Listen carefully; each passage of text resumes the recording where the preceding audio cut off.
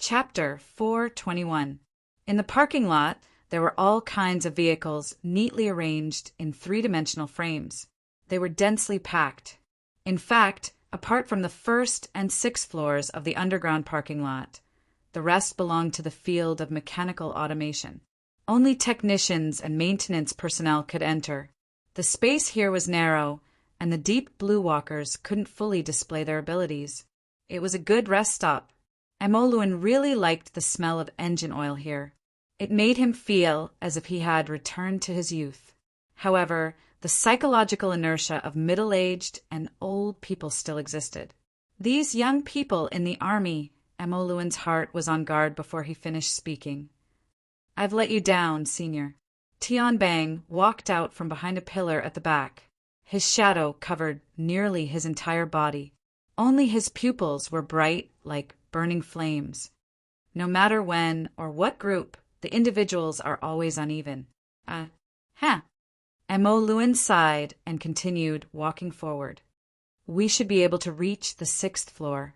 Tianbang unhurriedly followed. "There's nothing bad about this. Senior only used 4 floors to adapt to this body that hasn't been used for a long time. The rest is probably just to save strength." As he walked past the place where Emoluen had previously stood, Tianbang jumped up and touched the ceiling with his fingertips. His tentacles didn't change at all. This made him even more certain of his judgment. This is the legendary Black Soul body, right? Using the Black Smoke Soul body to wrap around the corporeal body and form a special form that intervenes the mental and material planes. Unfortunately, the consumption is too great. This is an ability prepared for extraordinaries. If it was 10 years earlier, if there wasn't any hesitation, if there wasn't internal strife, the voices of the two overlapped to a large extent, but in the end they were completely different. They stopped at the same time. The straight line distance between leather shoes and sneakers didn't exceed 10 meters. Tianbang smiled in the shadows and met Emoluen's serious face after he turned around. Approximately 2 seconds later, the corner of Tianbang's lips continued to split open, revealing a few white teeth. "Perhaps I should change my way of thinking. Senior, have you never thought that according to your current realm, if you had a powerful energy furnace that could provide you with an unending stream of strength?" His voice was cut off. What cut off his words was Emoluen's gloomy and ice-cold gaze. However, a gaze couldn't kill. At least it was ineffective against Tianbang. He quickly raised his hand with a rich and subtle expression. "I'm sorry. My natural disposition is frank. I've always felt that it was a pity that you chose a side in the past. If we followed the binding method, perhaps everyone would have opened up a new path a long time ago, instead of struggling for an ethereal possibility like now." "Oh, the TIE Control faction. Back when the faction split, your voices were quite loud. It's bigger now."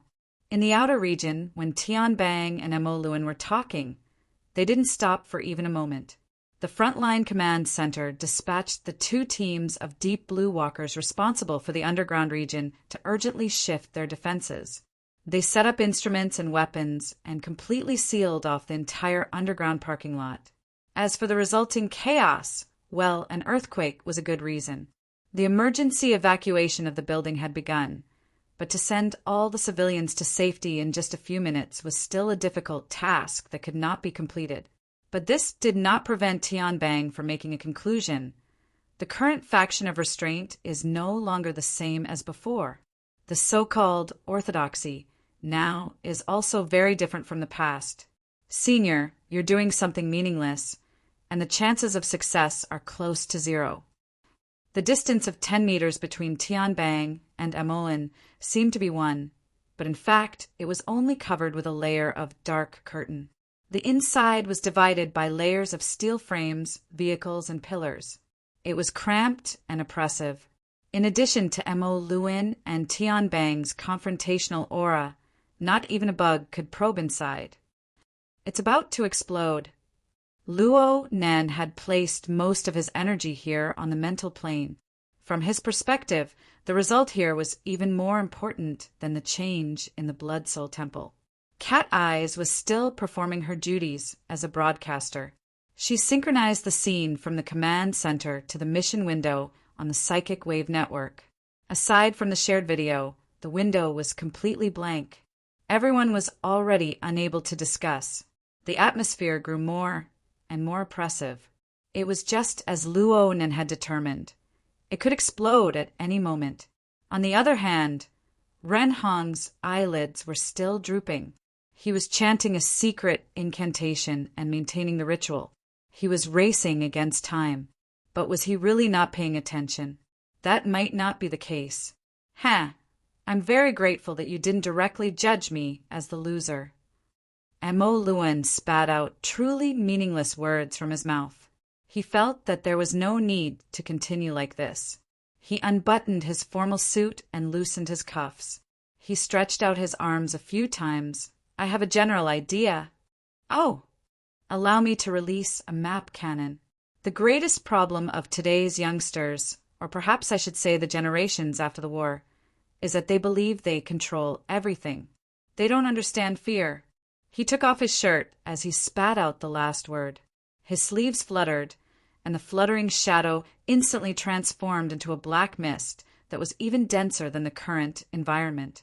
It spread out like a black cloud, assaulting everyone's faces. Cliché. Nothing new. This was Tian Bang's evaluation of Mo Luen's speech. He crossed his arms in front of his chest. He didn't make any obvious movements. He just tilted his head, wanting to bypass the range of the black mist. But all he saw was that the black mist and black clouds had already filled the parking lot on the 5th floor. The steel frame and the car body made strange hissing noises. As for Mo Luen himself, he had already disappeared without a trace. 5th team, 6th team in position. Reactivate the Yin-Yang Eye. Senior Colonel Meng Tu led 2 small teams of Deep Blue Walkers into the underground parking lot on the 6th floor.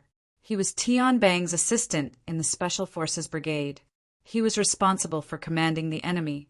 Right now, Tian Bang had no intention of giving orders, so he continued to carry out his duties. From Meng Tu's perspective, Tian Bang was keeping watch on the 5th floor. It was impossible for the attacking Mo Luen to perfectly conceal his aura. Moreover, this person definitely had Renhong as his primary target. Got him! The facts proved his judgment. The Yin-Yang Eye was in full effect. It locked onto the general range of the target and connected to the fire control system. It allowed the 2 teams of 15 Deep Blue Walkers to form a network of long-range weapons, ready to fire. But the opening shot was still Meng Tu's favorite weapon. Prepare the format cannon. 5th and 6th team coordinate. 4th team reserve. Coordinate level 1, level 2. Meng Tu placed the barrel that looked like a rocket launcher on his shoulder. The format fire burned fiercely behind his body. He relied on his outstanding perception and controllability to coordinate the formatting power of a dozen companions. Then he concentrated and amplified it through the special barrel on his shoulder. Receive the iron fist of justice. Meng Tu continued to open the way with cold jokes, but he was extremely serious. He had been teased by Mo Luen just now. Now, he was going to take revenge. The muzzle of the cannon sprayed out with a flash, forming a conical beam of light as it left the chamber. The front of the cannon rapidly expanded, while the edges pulsed with a blazing white flame. The beam of light instantly broke through the ceiling in front of him, covering an area of nearly 100 square meters. It completely engulfed the target determined by the Yin-Yang Eye system. Over 100 streaks of flames erupted from the floor of the 5th floor of the parking lot. They collided with the pervasive black mist and immediately detonated a powerful shockwave, warping the vehicles and steel frames above. It caused over 100 steel constructs to deform and disintegrate, sending car parts flying in all directions. Luo Nen also noticed the great eruption of the format of fire from the depths of the mental plane. TSK, TSK. The property management company will cry. Tian Bang stood at the edge of the format of fire in sync with him. The flames practically licked his face. He just grinned and shook his head. The government's trust in us is pretty much finished. Meng too was disinclined to respond. From his perspective, the bombardment of the ceiling had already warped and deformed. Flames seeped through, forming a vast space covered and controlled by the format of fire. The so-called revenge wasn't his goal. What he truly wanted to do was to project out the highly coordinated and resonant format of fire. He wanted to form a unique domain that could melt away all supernatural abilities. Within this domain, any body or body was of no use. As long as one wasn't an extraordinary, they would be forcefully pulled down from the mysterious and bizarre plane and returned to the real, ordinary world. Maintain resonance. Meng too emphasized and encouraged his subordinates, once more. Everyone's formats must resonate. Perhaps our individual combat strength is lacking, but as long as we maintain this state, all ability users will flee at the mere sight of us. Pointing forward, Cat Eyes raised an eyebrow. He's a standard chauvinist. Can I sue him for discrimination? Zhu Ling just pretended not to hear. On the other hand, Luo Nan was somewhat vigilant. From his perspective, Tian Bang's deputy had fired the format of fire through the coordinated resonance of over a dozen burners. The format of fire had practically burned through all of the curtains of the shallow zone and the middle zone of the mental plane. The area involved in its attack and defense was vast and tight like never before. If the format of fire was raised by 1 or 2 levels, it would touch upon the deep zone or even the abyss zone or the polar domain. Mentally enhanced ability users would certainly be unable to avoid it. They could only meet force with force. To wrestle with a dozen or even a few dozen burners, that would truly be courting death. He absolutely had to be careful of this move in the future. He couldn't control his own ability and play with fire. Luo Nen nearly missed a crucial detail in his momentary daze. Tian Bang, who was the closest, was the first to discover that something was wrong. His gaze swept across the floor of the 5th floor, and he saw that it was greatly warped and cracked. The cracks had already affected the steel frame that supported it, making strange, creaking noises. The sound was so ominous that it caused Meng Tu, who was on the 6th floor, to raise his head in astonishment. It didn't make sense. The format of fire mainly ablated the mental plane. The initial explosive power had collided with Mo Luin's black mist at the juncture of the mental and the material plane, forming a shock wave. The intensity was far from enough to destroy the main structure of the underground parking lot. But now, sparks and electric currents weaved through the floor between the 5th and 6th floors. Glaring cracks appeared one after another, and they were no longer just in the area covered by the format of fire. They were rapidly spreading throughout the entire floor. This momentum. Level 1 cave-in response. Just as the command appeared in the tactical channel, a large piece of the floor came crashing down along with the steel bars. The rumble exploded and the lights dimmed for a time. Rubble rained down like rain. What was even more terrifying was that several ton-heavy vehicles and steel frames came crashing down. The enormous impact seemed to cause the entire building to sway. It even brought along large pieces of the floor to come crashing down. It came crashing down like the sky was collapsing and the earth was caving in. It was as if doomsday had arrived. There were 3 squads of deep blue walkers on the 6th floor and nearly 20 exoskeleton armors. Every single one of them was proficient in joint attacks. But when faced with the collapsing floor, any joint attacks were useless. Chapter 4:22. This was far too exaggerated. Luo Nin couldn't help but switch to a perspective that was closer to the material plane. He wanted to experience the grand scene of the entire floor collapsing. The originally stable structure collapsed in an instant. Hundreds and thousands of tons of heavy objects poured down in torrents, practically erasing all living space. Such a scene was quite shocking. He instinctively thought, 20 little deep blue walkers and that Ren Hong. They weren't all crushed to death, right?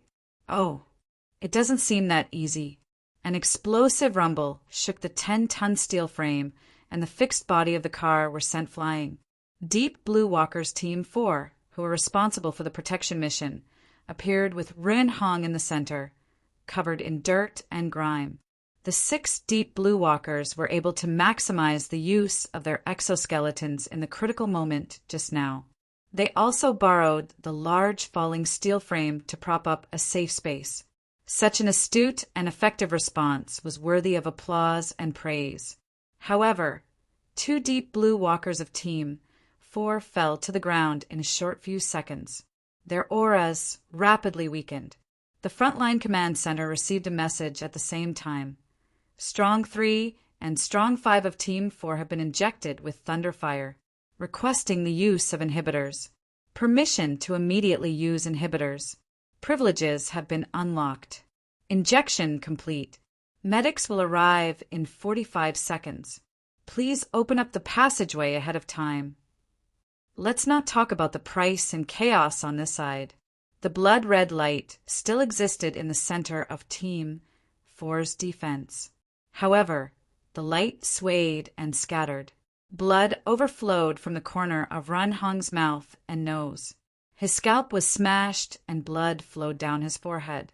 He was in an extremely sorry state. It was clear that in order to protect this source of spiritual light, he had paid a heavy price. Ran Hong wasn't as calm and collected as before under these circumstances.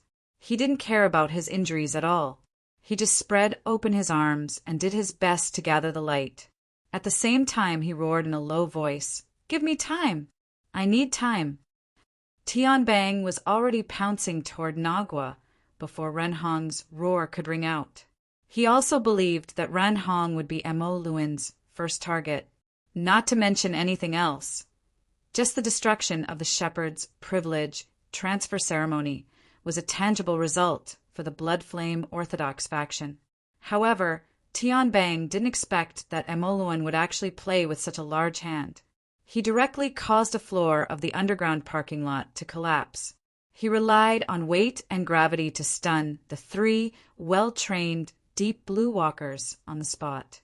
As expected, this kind of veteran was the most troublesome.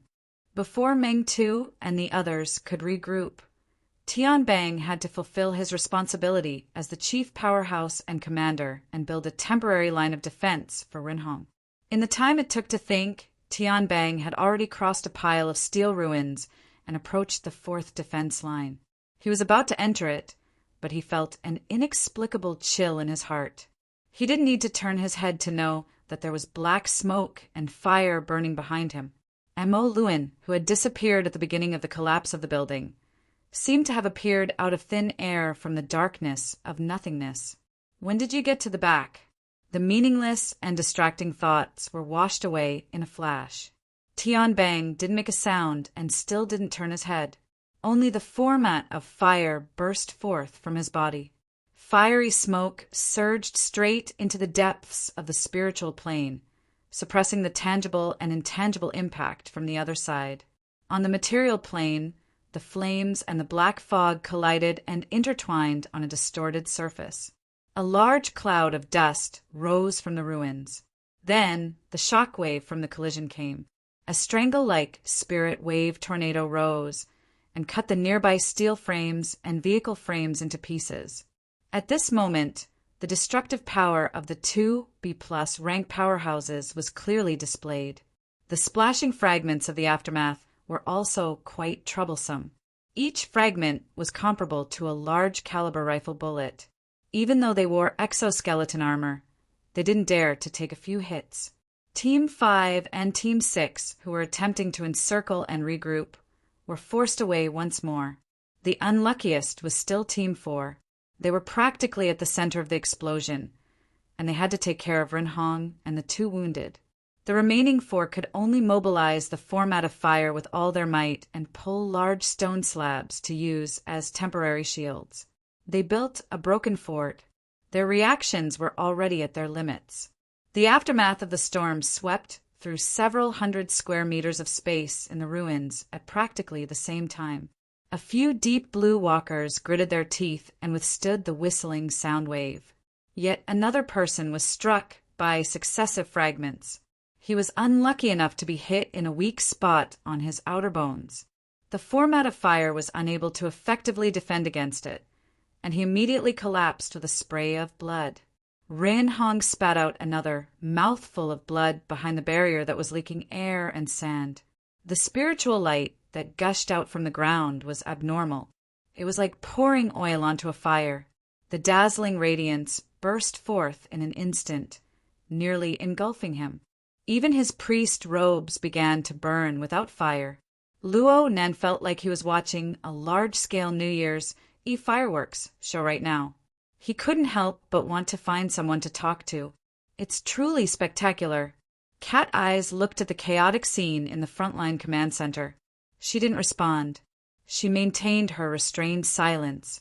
Luo Nan didn't really want to hear her answer. The changes to the Blood Soul Temple were still ongoing. The embryonic form of the altar could already be seen on the peak of the mountain. Rin Hong was using intense methods to forcefully push the Blood Soul Temple into the final few hundred steps of the path of blood and fire.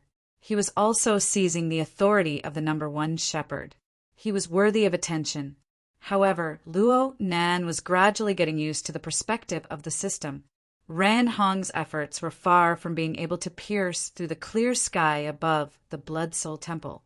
Most of its significance was erased. In comparison, it was more meaningful to project the twin diagrams, namely the conflict between the Orthodox faction of Blood Flame sect and the restraining faction. But even so, this was no longer the crucial segment. The 2B plus rank experts had already forcefully shifted the center of the whirlpool of conflict away from the instant Mo Luin and Tian Bang fought. After all, this was a world where strength spoke. Yes, this was a world determined by cognition. Luo Nan attentively watched the two experts collide. He quietly waited for the inevitable moment. The shock wave covered several hundred square meters, raising a large expanse of smoke and mist. The majority of lighting equipment had already been lost in the ruins of the 5th and 6th floors. The darkness and the dust made it impossible to see anything clearly. However, the two combatants no longer needed the guidance of light. They had already locked onto each other's energies and were colliding with each other on the mental plane. They had lost any information, but it was impossible for them to lose the existence of the other. Tian Bang was a bit distracted. He quickly glanced at the brightest source of light in the ruins before him. It was the psychic glow of Ren Hong's believers. But in this instant of distraction, a terrifying wind pressure brought a sense of danger and smashed over. It was the wreckage of a car that flew through the air at high speeds.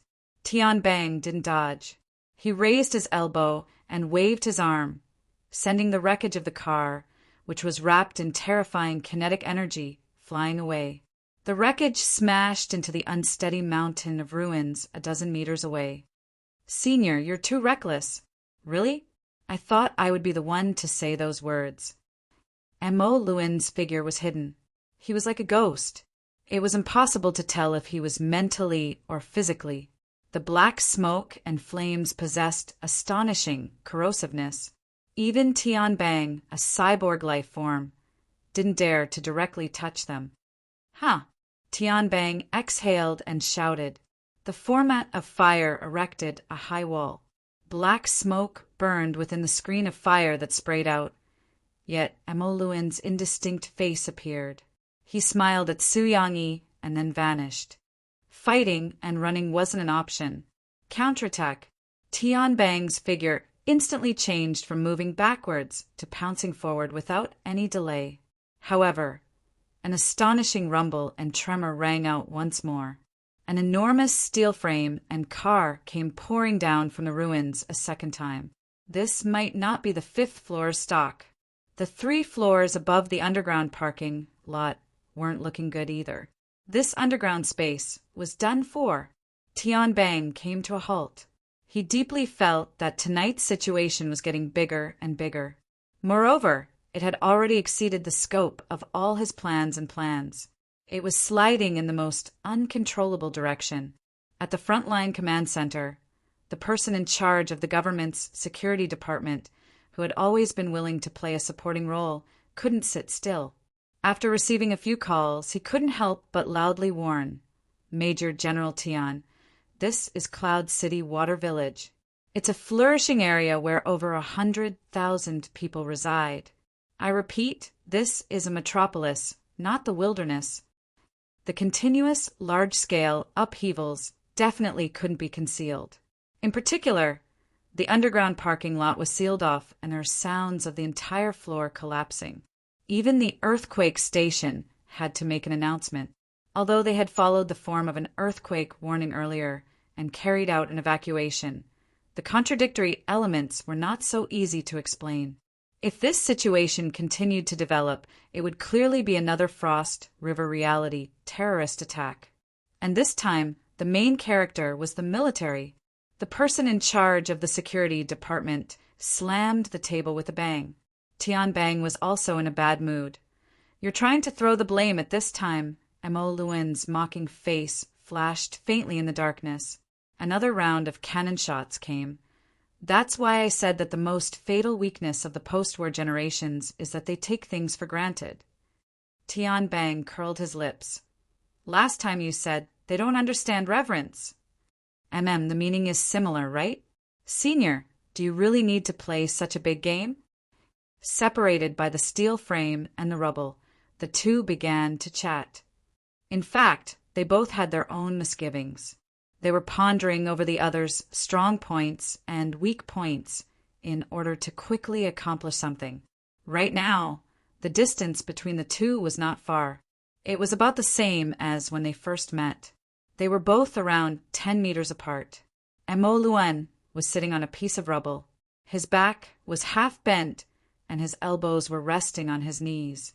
He seemed a bit tired, but he also seemed calm and composed. He was like many old soldiers. He began to brag about his military accomplishments in his free time and gave pointers to the younger generation. The most ruthless part of war is street fighting. In the three wars, the red-eyed enemy soldiers and the mutants that wreak havoc don't care if you're in a bustling city. Destruction and slaughter are the first things that everyone adapts to. How many of the metropolises of the world are left from before the war? Haven't they all turned into ruins? How far have we gotten? Destruction was what these old soldiers were most proficient at. Mo Luen didn't mind emphasizing this point and adding a bit more pressure to Tian Bang. There was a smile on his face. One of his eyes was tranquil, and the other was callous. "Young man, look at more of the video material from the past. There's nothing bad about it." Tian Bang also smiled. "Understood, Senior. But allow me to show some concern. It seems like you're 2 kilograms lighter?" "Oh." Tian Bang extended 2 fingers. He didn't care if Mo Luen could see them in the darkness or through the rubble. "Senior, compared to a minute and 40 seconds ago, you're 2 kilograms lighter.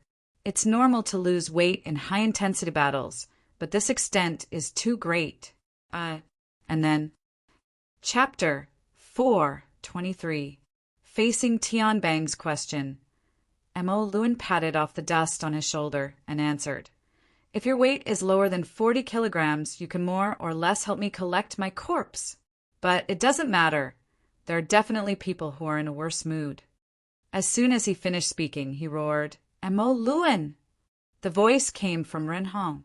Behind the temporary fortress, the priest who had betrayed the control faction smashed his fists heavily on the ground, smashing the already cracked ground into pieces.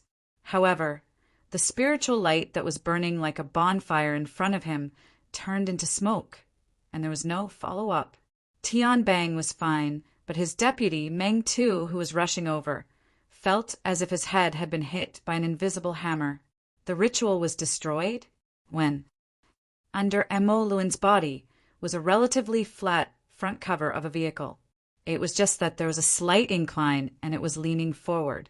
This made him bend his body even more.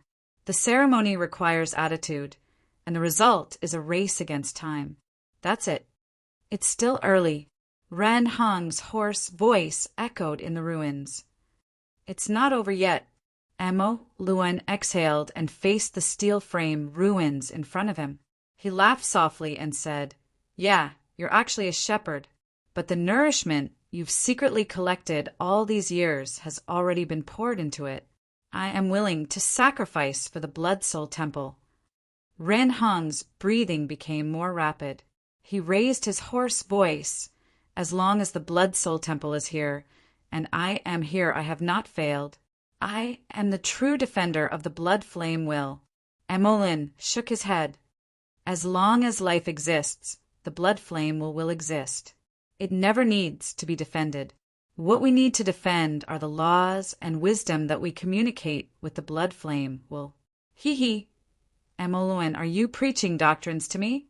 All these years you've been hypnotizing yourself to kneel and lick that woman's toes. You old fool. You're just a mascot used by that businesswoman to preserve her value. You're no different from Jiang Yuan." "Is that so? Then let me remind you, Jiang Yuanjin can be considered your adoptive father." "That's right, but that doesn't change the fact that he's that woman's mascot. In that woman's eyes, there is only a return on investment. The teachings and the followers are all tools that can be replaced at any time. Now it's your turn. I'm more proactive than you think." He ended the conversation with one sentence. At this time, the tactical flashlight beam swept across the ruins, revealing Emo Luen's vague figure. Emo Luen did not dodge, facing the light and raising 3 fingers. "Today, I have a total of 3 goals: to look at my cards, to stop my losses, and to turn the tables.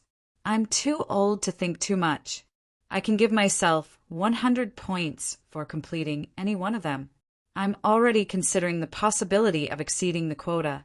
The beam of light occasionally swept across his face, catching a rare smile on his usually stern face.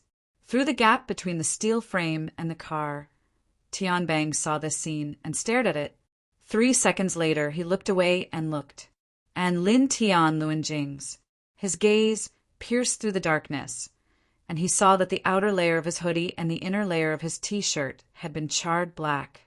Tianbang's hands and feet didn't move, but the format of fire flickered and trembled. These few areas were thoroughly incinerated, revealing small damaged holes all the way to his pectoral muscles. One could see that there was a slight scorch mark on his skin, and no matter how the format of fire shook, it couldn't be removed. Tian Luen had indeed been injured by the Black Soul Body's attack. In that instant confrontation, Emo Luen was as illusory as a ghost, but the killing intent that had reached his chest was real. It was only a few centimeters away from his heart. "Look at cards, stop losses, turn the tables. You said you only needed to complete one, but in reality, you're quite greedy, senior. No, I'm going to puke if you keep being so hypocritical." Therefore, Tianbang patted his chest and grinned at the other side of the ruins. "Old soldier, you're so annoying." Before his voice even fell, a beam of light radiated. Emo Luen's pupils slightly contracted. The intertwining tactical flashlight beam was unable to affect his perception, but separated by the thick steel frame and the body of the car, the sudden burst of intense flame light pierced straight into his eyes. The chaotically piled ruins in front of him seemed to distort in the intense light. No, it was truly distorting. Like so, thousands of light beams tore through all obstructions within 10 meters of space. Like a sun exploding in a black prison, the blazing and chaotic radiance poured out in torrents. The ruins beneath everyone's feet undulated like waves. Every tiny pore was flooded with intense light.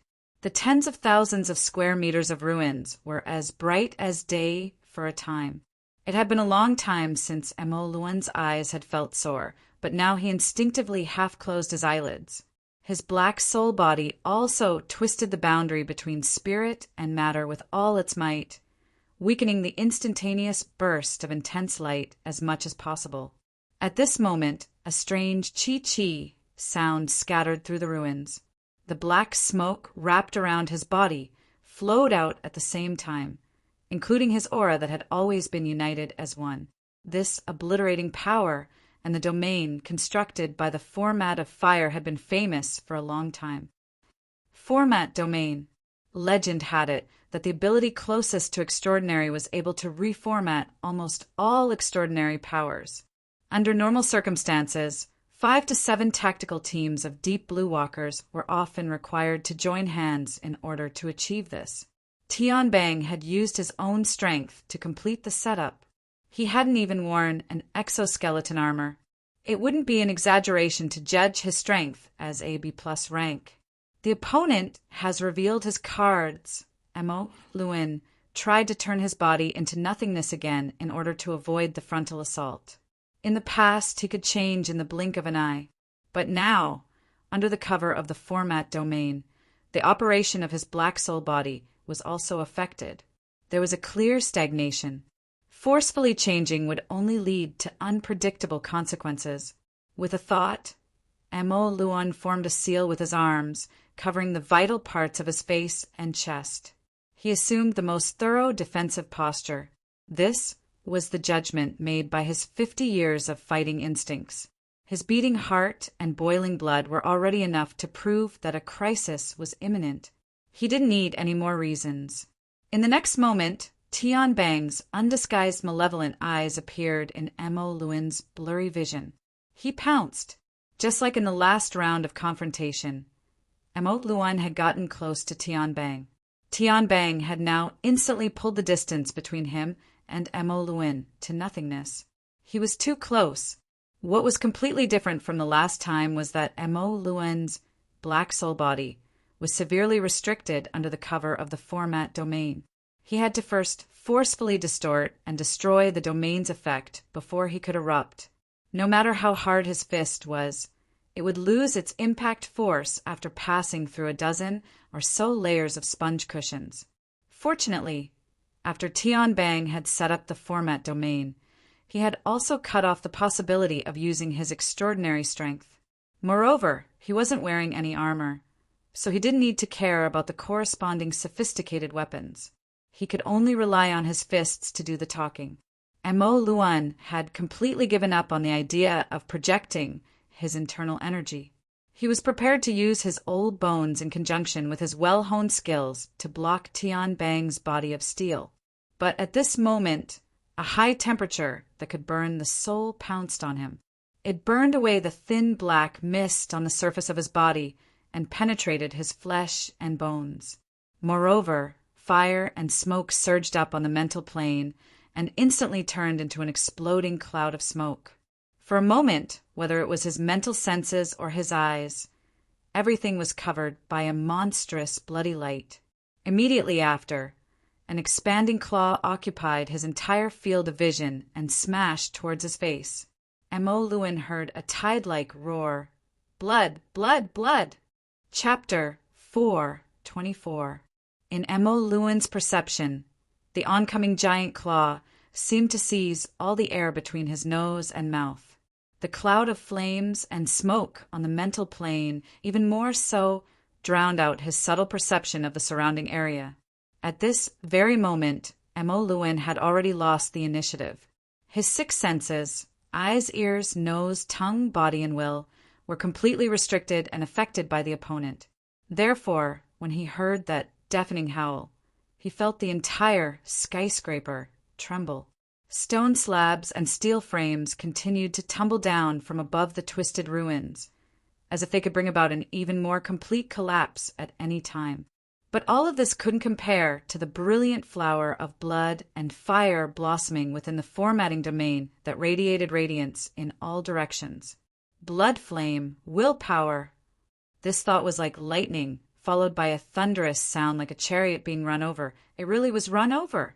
The power that instantly surged over was as familiar as Mo Luin's own breathing, but that kind of tyrannical rejection and erosion was like the most thorough rejection, isolating him outside of the domain that should have belonged to him. That was really against the rules.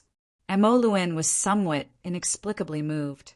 Right now his arms were crossed in front of him, already assuming the most complete defensive stance. But when the claw smashed down on his face, his arm bones were like two charcoal rods that had already been burnt through, snapping with a crisp sound. Whether it was the black soul body that could shift through the void, or his well-tempered technique, all of it had become a meaningless joke. And Tian Bang's claw, which still had 99% of its strength remaining, directly pressed down on his head. In a blur, Mo Luan's line of sight faintly penetrated the spread fingers, once again seeing Tian Bang's malevolent and violent features. A tyrannical willpower pierced straight into his brain. Die. It was as if a high-energy bomb had exploded in the air. The ruins, which had already been chaotic to the extreme, collapsed a second time under the powerful light of the format of fire. Enormous amounts of stone and steel fragments shot backwards in a circular arc, suddenly setting off a storm of death. Danger! His deputy, Senior Colonel Meng Tu, practically fell forward like a hungry dog scrambling for shit. The members of the combat squad that had gathered over were doing the same. Their method was extremely correct. Otherwise, the high-speed flying fragments could penetrate their exoskeleton armors in an instant, tearing their bodies to pieces. The commanding officer, who was filled with killing intent, would not shed a single tear for such an unlucky person. After the terrifying eruption, the glaring luminosity within the ruins began to decrease. Most people would still see dusky darkness before their eyes at this time, but the deep blue walkers had powerful physiques and the tactical helmets to filter the light. They quickly adapted to the ambient light and saw the layer of black mist within the light waves. Ran Hong was almost blinded by the glaring light earlier. He instinctively closed his eyes and even reached out to block it. Right now, he was barely able to lift his eyelids and couldn't help but tear up. He was in an extremely sorry state, but he couldn't care less about this. He stared blankly at the ruins that were nearly 100 square meters in front of him. It was only after a long while that his mind finally worked. Mo Luan Meng Tu reacted quickly. He contacted the frontline command center. Target Onyx Soul. Confirm death. For a short period of time, no one answered him. At the frontline command center, Cat Eyes, Juling, the technical personnel, and even the government security personnel were all stunned on the spot. The room was deathly silent. The vast majority of them weren't ability users or burners. No matter how experienced they were, when faced with the most straightforward form of extraordinary power, they had to spend time to mend the enormous cracks in their common sense and the gap in their hearts. As for people like Cat Eyes and Juling, they had to express reverence towards the scene before them. But the instigator of all this, Tian Bang, slightly reduced the area covered by his formatting domain. He said, "Don't do meaningless things." Meng Tu was slightly startled, but he soon saw that a mass of rolling black smoke was rapidly gathering in front of Tian Bang. And in the gaps between the smoke and smoke, a blood-colored glow seeped out.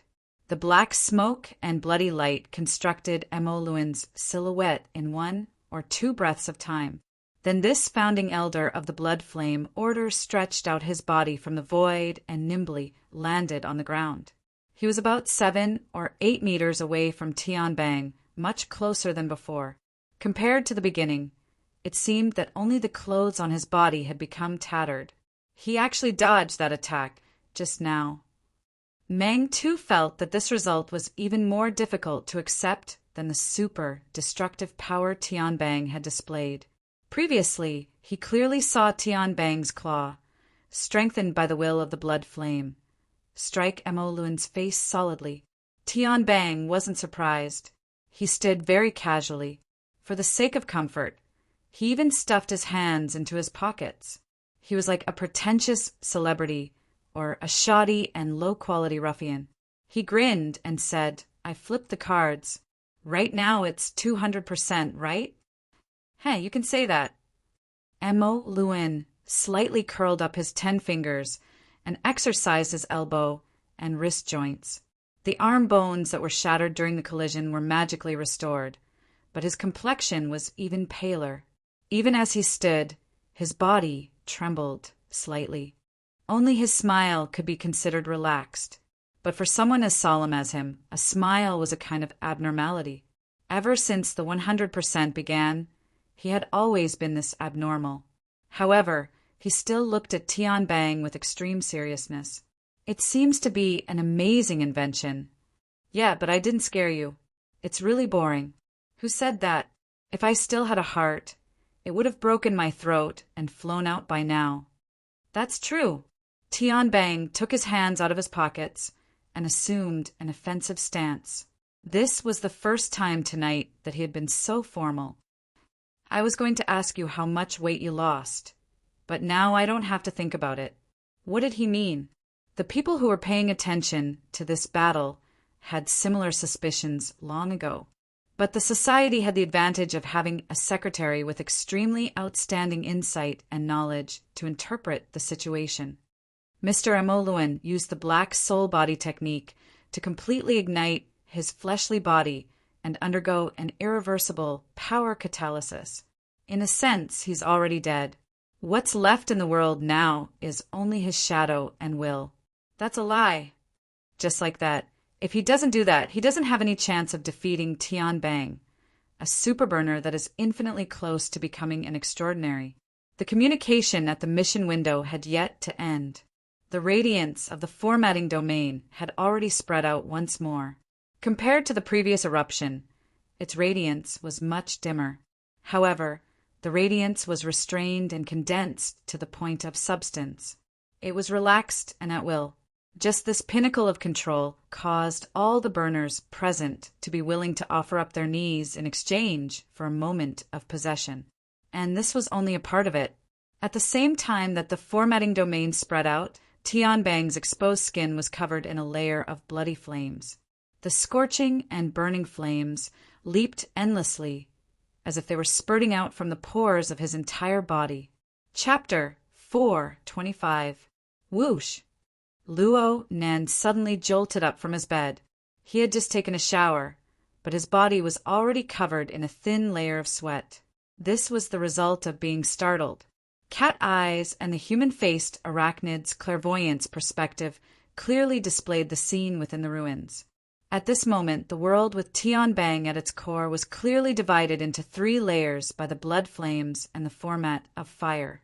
The 3 layers appeared to be separated, but a subtle unity appeared within their internal logic because of Tian Bang's existence. What supported the essence of the burner's power was undoubtedly the archetype format, the high imitation of formatting theory stolen by Yen Hong and Quantum Corporation. However, was what appeared before his eyes truly the archetype format? Luo Nen turned around, his gaze pointing at the notebook on the bedside table. The 2 books were together. The top layer was his black notebook, and the bottom layer was his grandfather's experimental records. He reached over and pulled out the book at the bottom. His fingertips brushed across the somewhat bulging and deformed cover. He paused for a moment and lifted the cover, revealing the classic 3-layer structure of a tetrahedron, an inscribed sphere and an outer scribed sphere. There was no light in the room, but Luo Nan's heart lantern of the eye's orifice illuminated the room. The textures and lines of the diagram were all clear. The slight pauses and bends were all vivid in his mind. Of course, there was also the 16-word formula. My heart is a prison. My heart is a furnace. My heart calls for a mirror. My heart calls for a nation. The diagram and the words were so familiar that they were engraved in his soul. But at this moment, his fingertips clearly touched them, but he vaguely felt as if there was an invisible barrier between them. The mission window had become unprecedentedly lively due to the continuous, intense scenes. Papercut and Shui Lei actively expressed their opinions, but Cat Eye's judgment was a bit more daring. It looks like he's at the extraordinary level. She didn't say which one, because regardless of whether it was Tian Bang or Amolin, their attacks and defenses had already surpassed the limits of the architect level. At least, this was how it seemed to her. Papercut was more in agreement. Amoluin was only a hair away from becoming an extraordinary at his peak. Now that he's burning his body and soul with irreversible resolve, he might be able to touch the threshold of becoming an extraordinary. Secretary He, what do you think? He Wayne avoided the question of extraordinary and responded, Tian Bang should be even stronger. In the early days of mechanical modification, his body's modification ratio had already exceeded 60%, yet he was able to gradually grasp the power of the archetype format day after day of experimentation. He didn't even have to borrow the dynamo core technology. This in itself is a miracle and a breakthrough type. At this moment, everyone could see that Mo Luen, who was directly in front of Tian Bang, was truly incompatible with the red, white, and black three-layer structure. Naturally, he also suffered an unprecedented rejection and strong pressure. While they were discussing, Mo Luen's skinny body seemed to have been instantly pressed into the deep sea. Under the terrifying pressure from all directions, his body twisted and deformed before collapsing. Phew! A soft exhalation sounded, and it was surprisingly clear. With his aura, Mo Luen turned into a specter and appeared at Tian Bang's side. His posture was no different from before. A meaningless obsession, a person who has already entered the furnace. As he spoke, Tian Bang still maintained his attacking posture, but he didn't adjust his position according to Mo Luen's shift. He still looked ahead, even though there was nothing there. As soon as he finished speaking, Mo Luen's figure disintegrated once more and shifted once more.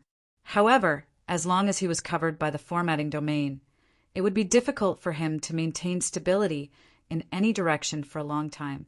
In other words, Tian Bang's domain possessed omnidirectional control. In the end, Mo Luen returned to the front of Tian Bang, facing his attacking posture directly. It really is a domain, right? He's completely taking the initiative. Papercut was convinced by Yuan's interpretation. He combined it with Cat Eyes' judgment. Right now, is Tian Bang already an extraordinary? I don't have the qualifications to judge. Yuan still didn't give a direct answer. At this time, a sentence was suddenly inserted into the mission window. Is the so-called superburner a breakthrough in the archetype format? The one who spoke was Luo Nan. The few people on this side of the mission window more or less knew of the complicated relationship between Luo Nan and the archetype format. The atmosphere of discussion suddenly froze. Luo Nan clearly asked Yuan, but she didn't respond. Luo Nan continued to ask about this. What step has the research of the archetype format progressed to in the end? His telepathic thoughts passed through the psychic wave network and was mapped into the virtual mission window, allowing others to perceive it. The corresponding state of mind and will seem to penetrate space and reach a different corner of the city. This was an office that was approximately 20 square meters in size. The desks, chairs, and appliances were all modern and minimalist. The lines were sharp and bright, as if a 2D design had been moved here. It lacked a realistic texture. The only living existence in the office was Yuan. Right now, she was sitting quietly in an office chair. The holographic screen on her desk was constantly lit. Additionally, a projector was simultaneously projecting 4 or 5 virtual screens, representing the various affairs that were being handled. At the same time, there were figures coming and going outside the office. They provided assistance and services to the brain hub. It had only been a month since Yuan entered this type of office mode, but she had already gradually gotten used to this rhythm. She handled 3 to 5 affairs at the same time, involving the society, government affairs, family, and other domains. She handled them with ease, but at this time she paused for a rare moment. Her gaze was blank. She was a bit tired, and she felt a bit powerless. Pacifying people's hearts had never been her area of expertise. She sat quietly like this for a moment. She didn't handle any affairs on the virtual desktop, nor did she respond to Luo Nan. She just fiddled with her wristband, activating a certain function. Her pupils contracted slightly. She adjusted the light filter so that she could see a virtual interface that had just been set up in the air. Only she could see it. A tetrahedron diagram appeared on the interface. There was a translucent letter B revolving within it. Yuan reached out her hand. Her palm examined the fingerprint path body temperature, special wave band, and other information one by one. 2 seconds later, she passed through the secret identification. The next level of the page opened up, and the relevant database was open to her. Tianbang. Code name TBX. Real-time status monitoring. Soon, a virtual human figure appeared on the side of the interface. All kinds of markings pointed out the relevant data of the key parts. There were also large amounts of formulas and explanations that flowed like water. Huiyuan roughly swept over the relevant entries. She muttered to herself in silence. Her wristband vibrated at this time. She received a call. After activating the invisible interface, all the calls that could come in were encrypted communications. Huiyuan swept her gaze over and accepted the call. "Hello, Dr. Pan." "Hello, Mrs. He. I just noticed that you entered the system query page. It's a bit rare, so I came to ask. Congratulations, Dr. Pan. You've made a breakthrough in your research." "Right. Tianbang is currently in Xia City. You must know that you're paying attention to him. This kid will certainly be very happy." A clear and bright laughter came from the other side. "There really has been decent progress so far. This is the credit of everyone in Team B. It is also the victory of the entire research system. Yes, this is the victory of the system." Chapter 426. Dr. Pan continued to smile. "Of course, if we can beat Team A, it'll be even more worth it. At the very least, we'll be able to poach a portion of Deep Blue's funds. You'll have to help me with this. I believe the Interstellar Joint Committee will make the correct judgment. Haha, that would require them to really use their brains. All right, let's not talk about these boring things. I'm going to Xia City to see my sister and a few old friends while I'm at it. Why don't we hang out sometime?" "All right." Huiyuan didn't want to chat any longer. After exchanging a few polite words, she hung up and closed the invisible interface. Luo Nen didn't ask any more questions, and no one else spoke either. The atmosphere was probably quite awkward. For the time being, she had no intention of replying.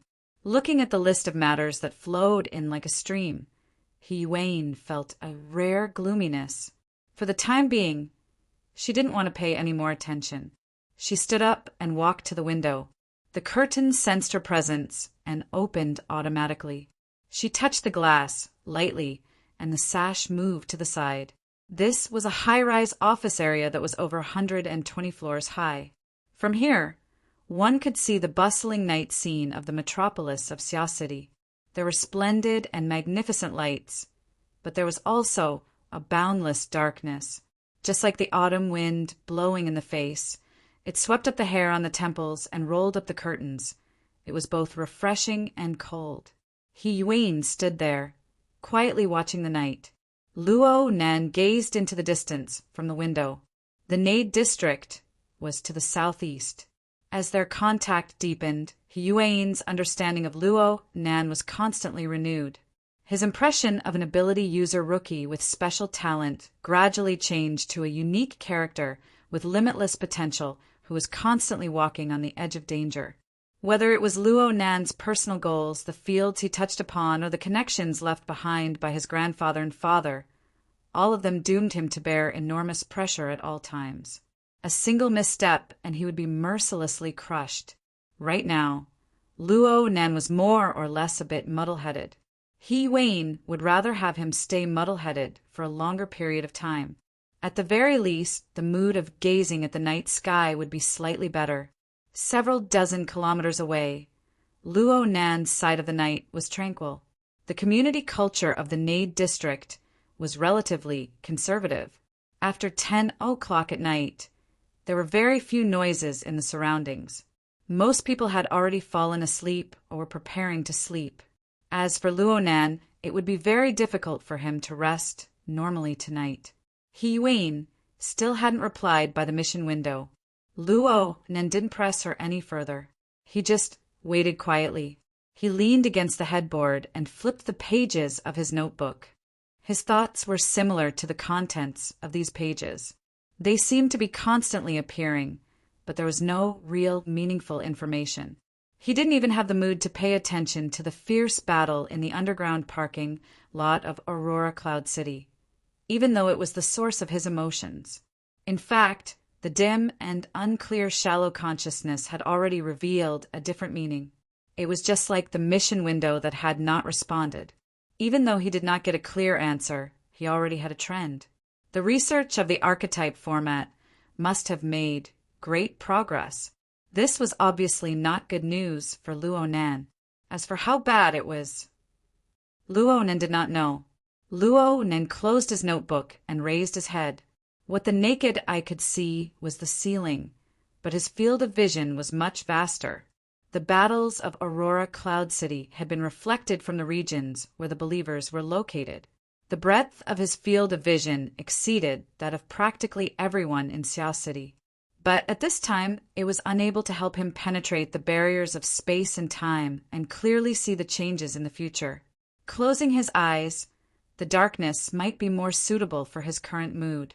This kind of reaction was a little too much. Why? Luo Nan was a bit unsure of his own thoughts, so he said that he shouldn't deceive himself in the future. His self-analysis was quite ruthless. He thought that it was because the new results of the archetype format had raised the threshold of challenge, causing him to feel fearful and uneasy. No, it shouldn't be like this. In the past, Luo Nan would have probably pondered over this by himself. But today he encountered this kind of subtle problem, and his method of handling it was more frank. He didn't open his eyes again. He pressed down on his ears and sent a message to He Yuan through the hexa ear. This time it was a private message. He did his best to discard the emotional overtones of the message. Do you have any concrete information on the breakthrough of the archetype format? He Yuan finally responded several seconds later. I do. It's still in a confidential state right now. I'll tell you in detail once the level drops, okay? It was a marvelous turn. He Yuan's response was a bit more emotional than usual. Luo Nan continued to ask, I just want to know the general direction and degree. It's always progressing. It's extremely fast. Really? Extremely fast? After a period of blank time, the other side suddenly asked in reply, Mr. Luo, do you have an idea of the global level research system? He Yuan continued to speak without waiting for Luo Nan to respond. A few dozen Nobel Prize-level academic authorities are leading the way. Dozens of large and medium-sized laboratories have been established in various parts of the world. They have absorbed hundreds of thousands of first-rate scientists. They have spurred hundreds of thousands of researchers. They have leveraged trillions of funds, all for the sake of a single topic, a single goal.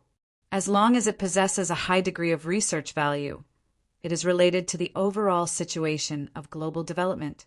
Under this kind of model, a mistake in a certain aspect is often no longer a mistake. It is merely the result of an insignificant experiment. Similarly, being correct is only correct. It is a good beginning, but it is far from the end. The somewhat lengthy explanation was like a flowing stream of water. It washed away the bewilderment in Luo Nan's mind. Luo Nan suddenly understood a bit. He was probing and asking, then, what kind of treatment should a founder receive? A basic reputation. The right to be remembered fairly by others. Don't they belong to a part of the system? Or could it be that we have been excluded from this system from the very beginning? It seemed like he was no longer ignorant.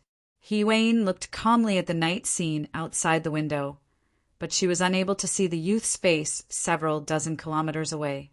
As for the answer, whether she said it or not, it was meaningless. Luo Nan really did understand. At the very least, he understood a considerable part of it. Capital, power, and honor were never two ends of a seesaw. They were one. It was just like the structure revealed by formatting theory. There was certainly an axis. Then everything revolved around it. That was why it was called a system. He understood the weight and exclusivity of a system very well. Luo Nan was not afraid of these things. He had confidence and he had ambition. He just needed time to expand the construction of formatting theory layer by layer. He would become an extraordinary, a system with him as the axis, and he would emerge victorious in battle. He would stand at the apex of the stars as a matter of course. However, everything needed time. Time. Luo Nan's mind was finally clear, but it was pierced by the blade of reason. Know yourself and know your enemy, and you will lose all self-righteous imaginations. He could persevere. He could work hard. But could the old man, who gradually embraced death amidst his madness and loneliness, wait that long? Chapter 4:27. Luo Nan leaned against the headboard, half sitting, half lying down. The sealed room made him a bit uncomfortable.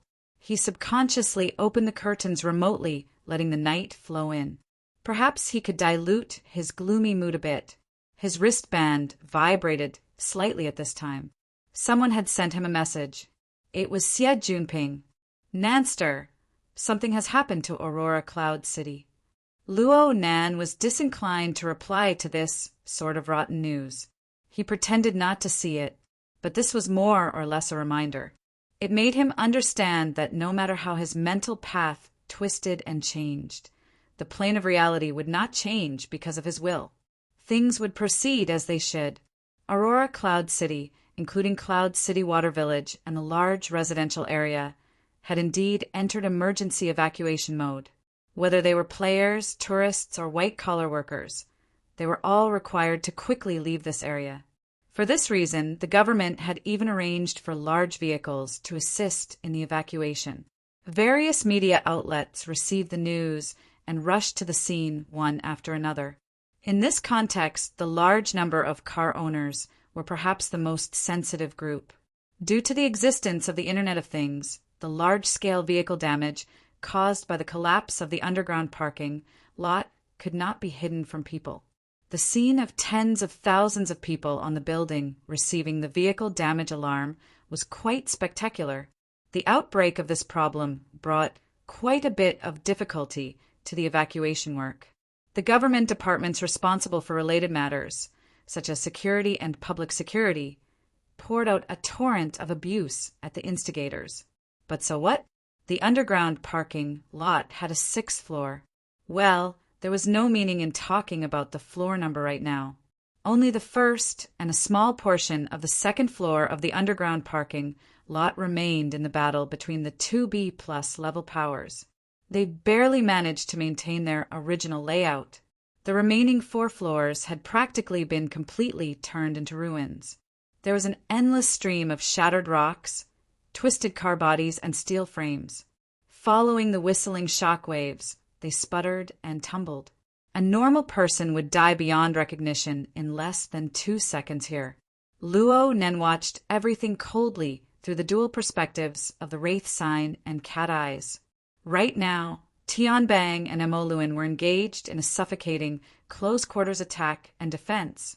The figures of the two were practically fused together under the high-speed attack and displacement.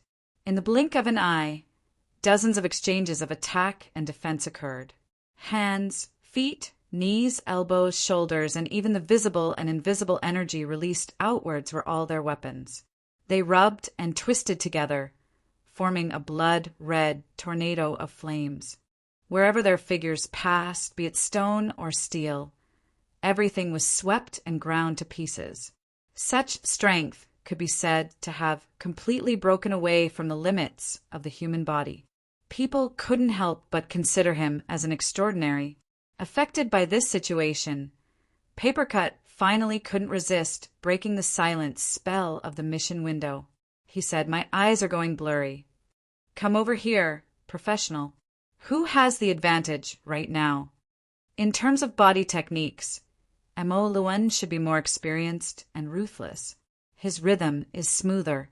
Xue Lei had also held back for a long time, so he immediately responded. Xue Lei's eyesight and judgment were worthy of the name professional. Mo Luan launched a wave of powerful attacks as soon as it was released. His unpredictable claws continuously broke through Tian Bang's defense. The first attack that broke through Tian Bang's defense almost stabbed into his eyes. In the end, it scraped open Tian Bang's brow bone and blood splashed out. This was just the beginning. Following that, Tian Bang's face, neck, chest, and shoulder were hit one after another. Mo Luan's blood flames, which were even purer, clearly suppressed Tian Bang for the first time. Half of Tian Bang's face was burned by the intertwining and twisting blood flames. His skin and flesh were lacerated for a time. It looked like his skull was about to be burned through. But even so, Tian Bang's expression didn't have any particularly obvious changes. It made people wonder whether or not he had been completely transformed into a robot. It was very difficult for people to grasp such details by relying on monitoring equipment to observe. Luo then relied on the Wraith Sign's perspective to be sure. Victory and defeat were about to be decided. Luo Nan sighed. Tian Bang's aura had yet to dissipate, but he suddenly roared. A storm of blood flames could be seen erupting. The powerful repulsive force forcefully swept Mo Luan away. Mo Luan's condensed black soul body showed great distortions and deformations. Then it catalyzed into smoke once more. Tian Bang stared at the point where the black smoke split apart. The skin and flesh of his face that was charred by the flames twitched at a terrifying degree. In the end, it formed an extremely malevolent smile. It's not over yet. The brightness of the bright, formatting domain on the outside instantly exploded off the charts, forming a glaring white light. The silhouette of Mo Luan's figure was reflected under this screen of light. The misty smoke on the outside seemed to be frozen within the light. Mo Luan's figure reappeared. His face was the same as before, but his expression was grave and serious. It surpassed any moment before. Right now, the contrast in strength between the two sides had already appeared. Mo Luan used the secret technique of Black Soul Body to ignite his body and soul. For a short period of time, his explosive strength was formidable. He also appeared unkillable. But in the end, this was a decisive method. Sooner or later, he would burn out. And Tian Bang, who had the formatting domain and the support of the blood flame willpower, already had the embryonic form of an extraordinary domain. It could be said that he was in an invincible position. Therefore, Tian Bang, who appeared to be in a sorry state, was the one who truly held the upper hand. Luo then evaluated in a low voice, "It really is a good cage." The so-called formatting domain used the formatting fire to cover the material plane, as well as the shallow and middle layers of the mental plane. It used its special power of order to form a virtual cage. Mo Luan wanted to tear apart his bindings at all times to enter the depths of the mental plane and display his strong points. But he didn't succeed even once under the pressure of the formatting domain. And no matter how he seized the opportunity to attack, he was unable to deal fatal damage to Tian Bang's steel-like iron body. He was even more unable to shake the erected domain. Just like this, he was unable to attack. He was unable to escape. He had already sunk into absolute passivity. Tian Bang chose the most efficient, most concise, and most callous method. He consumed the embers of Mo Luan's body and soul bit by bit. Mo Luan had no other path, just like how he chose to ignite his body and soul earlier. If he didn't do this, he would have been smashed into dregs by Tian Bang's fist. The difference in strength erased too many options. Mo Luan would lose all his chips in this gamble sooner or later. Victory and defeat had been decided. He couldn't drag it out any longer. Luo Nan's thoughts were clear. The Wraith sign silently churned in the depths of the mental plane. His six-colored demon eyes locked onto the material plane, differentiating the threat level of each target one by one.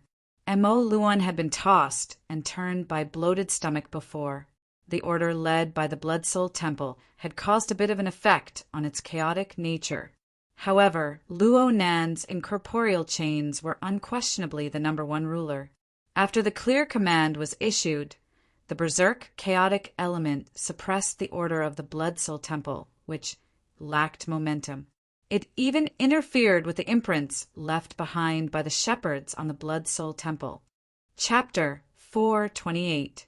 Luo Nan's consciousness sunk into the Wraith Sign's body, observing the parasitic Blood Soul Temple. Its towering structure seemed to be a lonely peak formed from cooling lava that spewed out from underground. There was also fiery red lava that flowed along the mountain cracks and holes. Outside of this lonely peak, the element of chaos was like thunderclouds and turbid mist. It spread in all directions, surrounding the Blood Soul Temple. Occasionally, clouds and mist would cover the mountain, and even purple lightning and dark thunder would rumble and crush down. It made this place seem like a demonic mountain in the depths of hell. It was bizarre, strange, and frightening. This was the human-faced arachnid's power of chaos. It was a counter to the Blood Soul Temple. If this were not the case, Luo Nan would find it hard to discover the special traces hidden deep within the complex structure of the Blood Soul Temple. Here, and there. 1, 2, 3, 4. The numbers match. It can't be a coincidence. The construction of the Blood Soul Temple required the realization of the 2,120 steps of the path of Bloodfire. There were 6 stages and 5 buildings. 4.5 of the related buildings had been completed. They were all built against the mountain, gradually growing taller. The imprint that Luo Nan discovered was located in the 2nd stage of the building from the bottom up. This place was like an exquisitely arranged courtyard garden. It was semi-open, with a complex structure and many paths. There was also a river of magma that flowed over.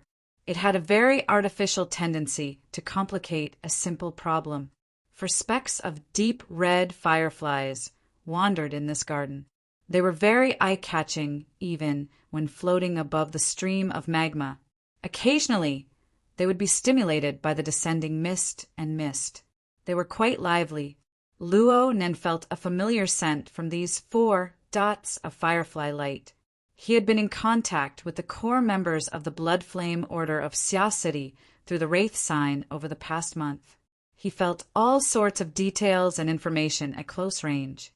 This familiarity came into play right now. 1 master, 2 assistants, 3 First Ablatums, and Amolin, who was engaged in a life-and-death battle. There were 4 shepherds. So the imprints left behind by the shepherds in the Blood Soul Temple looked like this. They were like fireflies. Of course, this didn't mean that the shepherd imprints were glowing bugs. It was just that Luo Nan's current clairvoyance was more or less interfered with by the power of the Blood Soul Temple. He couldn't see the most subtle details clearly. He could only obtain a rough impression for now. The total matches. There's also this one. It looks especially jumpy. He quickly changed his perspective and looked at the material plane. From Luo Nan's perspective, the current situation was very close to the most ideal state. Mo Luin was struggling with all his might. Tian Bang was focused on controlling the situation, and the minds of the others were attracted by the intense battle. The situation was extremely chaotic. Lady Halder and the other related people were far away, drifting about outside. It was hard for them to grasp the actual situation. They completely fulfilled the requirements of fishing in troubled waters. There was only one point. The trader, Rin Hong, had always maintained a high degree of attention towards the human-faced arachnid. He was also extremely sensitive. The moment the shepherd's mark was disturbed, he had sensed it. He had even formed a seal and tried to reverse control it. He was still trying to regain control of the Blood Soul Temple. This was an eyesore. Luo Nan's gaze pierced through the distance of several dozen kilometers to fall on Ran Hong's body. Subconsciously, he reached out his hand. He was no longer satisfied with simply sensing with his spirit. He wanted to push aside the thunderclouds and turbid fog in the magic sign's body and do something more precise. This hand did not extend down, but Luo Nan's will had already cut into the range of the Blood Soul Temple along with the cloud of chaotic element. Luo Nan aimed at the 4 fireflies within the courtyard garden on the 2nd floor. However, in reality, he took a detour to avoid a direct collision with the power of the Blood Soul Temple. He seeped in from the bottommost region. Currently, the Blood Soul Temple was a 4-story building that had completely taken shape. The bottommost region was also the crudest region. It was a forest of jagged rocks. At first glance, it looked natural. There were only a few piles of rocks gathered together in the center. They were arranged in a tidy manner, and their positions were quite meticulous. Simple and unadorned runes were engraved on them. Overall, it looked a bit like a primitive sacrificial offering. However, this region was extremely important to the Blood Soul Temple. The seemingly natural stone forest was endlessly absorbing impurities from the surrounding thunderclouds and turbid fog. This was the beginning of the transformation from chaos to order in the Blood Soul Temple. At present, this transformation could not be considered fast. Large amounts of impurities and chaotic element were deposited here. They were suppressed by the primitive altar within the stone forest, sinking into the region below. This was the location of the infernal inferno before the Blood Soul Temple was formed. A large amount of chaotic element was suppressed here.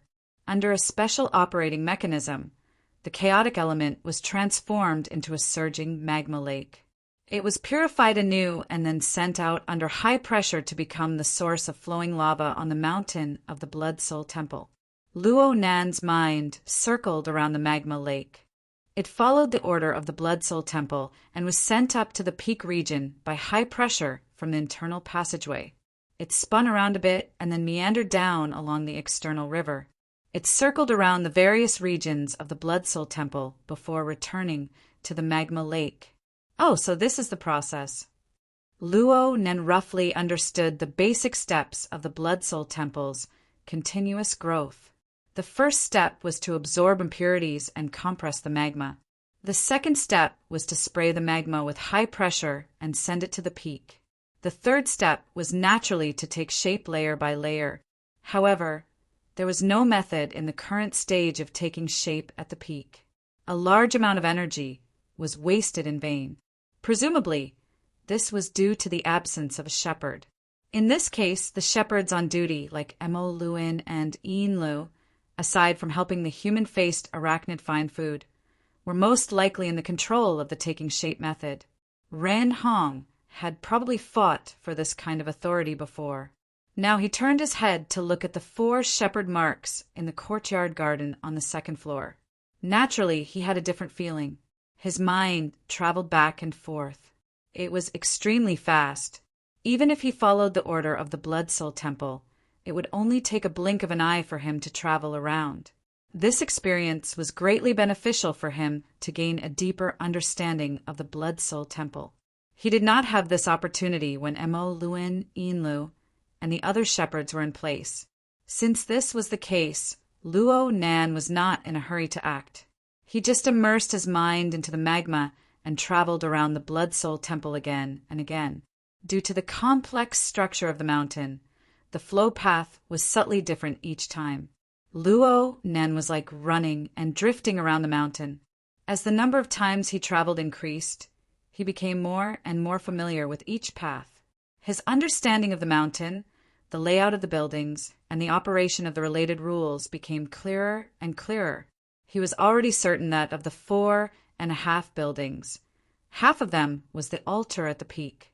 The 4th floor was a group of temples and halls. The 3rd floor was a cave carved into the mountain. The bottom floor was a courtyard garden, a stone forest, and a lake of magma. Every building possessed a special operation, method, and function. Some were clear and direct. Some were very obscure. In the end, Luo Nan was still an outsider. He was unable to directly interfere with the Blood Soul Temple. There were many things that he could not see. Clearly, this was nothing. It was fine as long as it was effective against the shepherd imprint. Luo Nan could now confirm that the shepherd imprint that remained on the 2nd level was similar to a soul clone. It existed on the mental plane and the special space of the Blood Soul Temple. Chapter 429. Luo Nan's attention was naturally focused on a certain firefly on the 2nd floor. This firefly corresponded to Renhong. Telepathic thoughts flowed within the lava mountain stream. The gravitational pull from the core region of the living starry sky used this channel to silently link with the target and exert its effect. First, I need to control my strength. In the beginning, Luo Nan purposefully restrained himself. An incorporeal force pulled the firefly, slowly but firmly destroying its natural, drifting state. In response, Rin Hong shivered violently in the underground parking lot. He tried to form a seal to calm his mind and maintain the stability of the shepherd mark. Clearly, Luo Nan's judgment was correct. Rin Hong was currently the most sensitive to the shepherd mark. However, this fellow relied on accumulation to forcefully charge into the high shepherd mark. He could not do it again. Right now, he could not see the results at all. Instead, his eyes bulged out because of his inappropriate strength and nervousness. Ren Hong blurted out in the next moment, "Let's finish this quickly. They're trying to expel me from the Blood Soul Temple." Undoubtedly, he was asking Tian Bang for help. Rin Hong's cries grew increasingly ear-piercing in the suffocating battlefield. Tian Bang should have heard him, but he did not respond immediately. And Mo Luan's expression was still indifferent, even though his body had turned incorporeal during the fierce battle. He even laughed leisurely. "Isn't the restraining faction saying anything?" Luo Nan had been paying attention to the battle situation in the underground parking lot, especially Mo Luan's response. He saw Mo Luan's ambiguous yet rich expression, and his heart was filled with joy. This is for the best. The vaguer the words were, the more likely it was for the parties involved to misunderstand. This was especially true for Mo Luan and Mrs. Halder, who were isolated from the outside world. They probably thought that the other party was behind this. As for Tian Bang, it was hard for him to think otherwise. This allowed Luo Nan to completely extricate himself from the maelstrom. Tian Bang ignored Ren Hong's plea for help, but he still responded to Amolin, "I'm doing it right now. Getting rid of you is the most efficient move." The two instantly engaged in combat. Luo Nan laughed involuntarily, since his attention completely turned to the border region between the mental plane and the Blood Soul Temple. He looked down coldly from his unique perspective. In the living starry sky, the in-depth depiction of Ren Hong's life sketch was nearing its end. The invisible pulling force increased layer by layer. Even in the Blood Soul Temple, there was still a high degree of freedom. And Luo Nan was very rational. He didn't touch the order frame of the Blood Soul Temple, so the Blood Soul Temple behaved very quietly. "Since it's already like this, The traction force began to take shape, and with a clanging sound, Rin Hong, who was under the protection of the formatted domain, trembled again. He opened his mouth and wanted to shout, but he couldn't make a sound. Very happily, Ran Hong put his hand on his throat. For the first time, he showed a genuine expression of fear. He looked around, his eyes drifting and vacant. "It's starting." Many days later, the heavily chained crow appeared once more outside Luo Nan's core star region. It firmly locked onto Ran Hong's firefly and suddenly exerted force. Ran Hong's mouth was wide open. His heart was filled with terror. In his opinion, the ringing of the chains on the mental level was completely unreasonable. The corresponding special vibrations and restraints instantly spread to his entire body and soul structure. The feeling of numbness, the feeling of being bound, the feeling of being dominated, the consecutive senses all pointed to the same conclusion. He was under attack, not just from the shepherd's mark, but also from his body. The danger came from the shepherd's mark. It came from the Blood Soul Temple. A powerful binding force suddenly appeared. It was like a sinister and intense poison. It silently permeated and silently erupted, so much so that Luo Nan's mouth and tongue became numb. He could only watch helplessly as the shepherd's mark was forcibly pulled down from the second stage of the Bloodfire path. It returned to the lowest level of the lake of magma. The fluorescent light became dim, scattered, and unstable. The threat it posed to Ren Hong was suddenly raised to a whole new level. And at this time, Ran Hong's mind flashed with Lady Halder's warning before the herding method ceremony was held. The herding method is to advance and not retreat. Live and die with the Blood Soul Temple. If you retreat midway, the power of the backlash will exceed everyone's imagination. Oh no. Luo Nan's severely sluggish brain cells were no longer able to bear the weight of his thoughts. The firefly had already melted in the lake of magma before he could finish his thought. What was even worse was that this process was like a falling domino. It spread from the lowest level of the Blood Soul Temple all the way down to where Ranhong's body was located. That firefly was too precise. The change in the situation somewhat exceeded Luo Nan's expectations. He had been paying close attention to the nature of the shepherd's mark. He had been affected by the precision of his senses, so he wasn't able to see it clearly. Only when the mark dissolved in the magma did he catch a glimpse of it. Luo Nan wasn't able to see it too clearly, but he was able to confirm that the so-called shepherd's mark was a complex structural circuit similar to the dripping sword. At first glance, it seemed to be much, much more complex. The precision of the structure was even greater than the condensation ring structure he was so proud of. Deducing from practical experience, wouldn't the shepherd's strength be 10 times that of his in order to form such a complex circuit?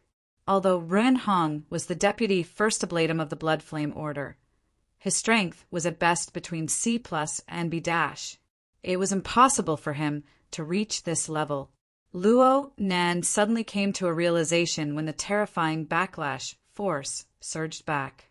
The Blood Flame Order's herding technique must have used special techniques to transcend ranks to mold this type of complex configuration. From the looks of it, it certainly involved the resonance of the soul and energy. The effort invested was no small matter.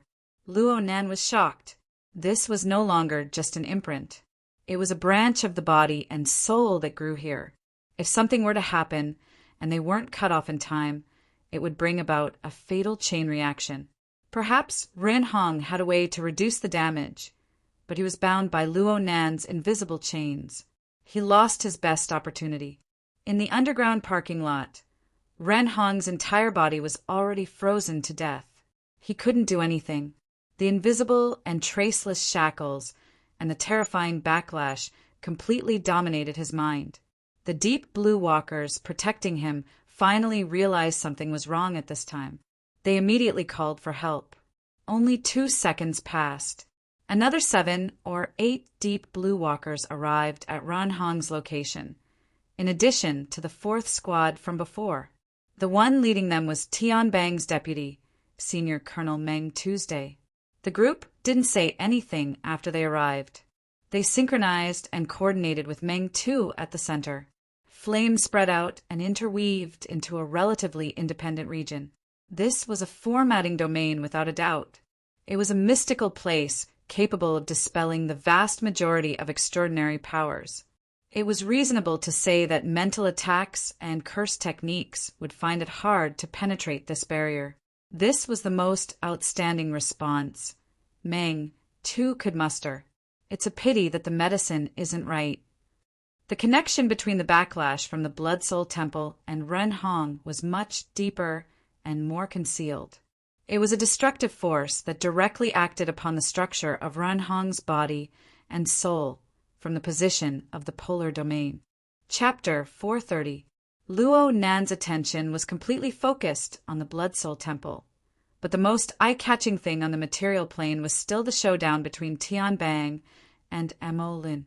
Of the 2 publicly acknowledged B+ rank powerhouses, one was extraordinarily tyrannical, while the other was cruel and decisive.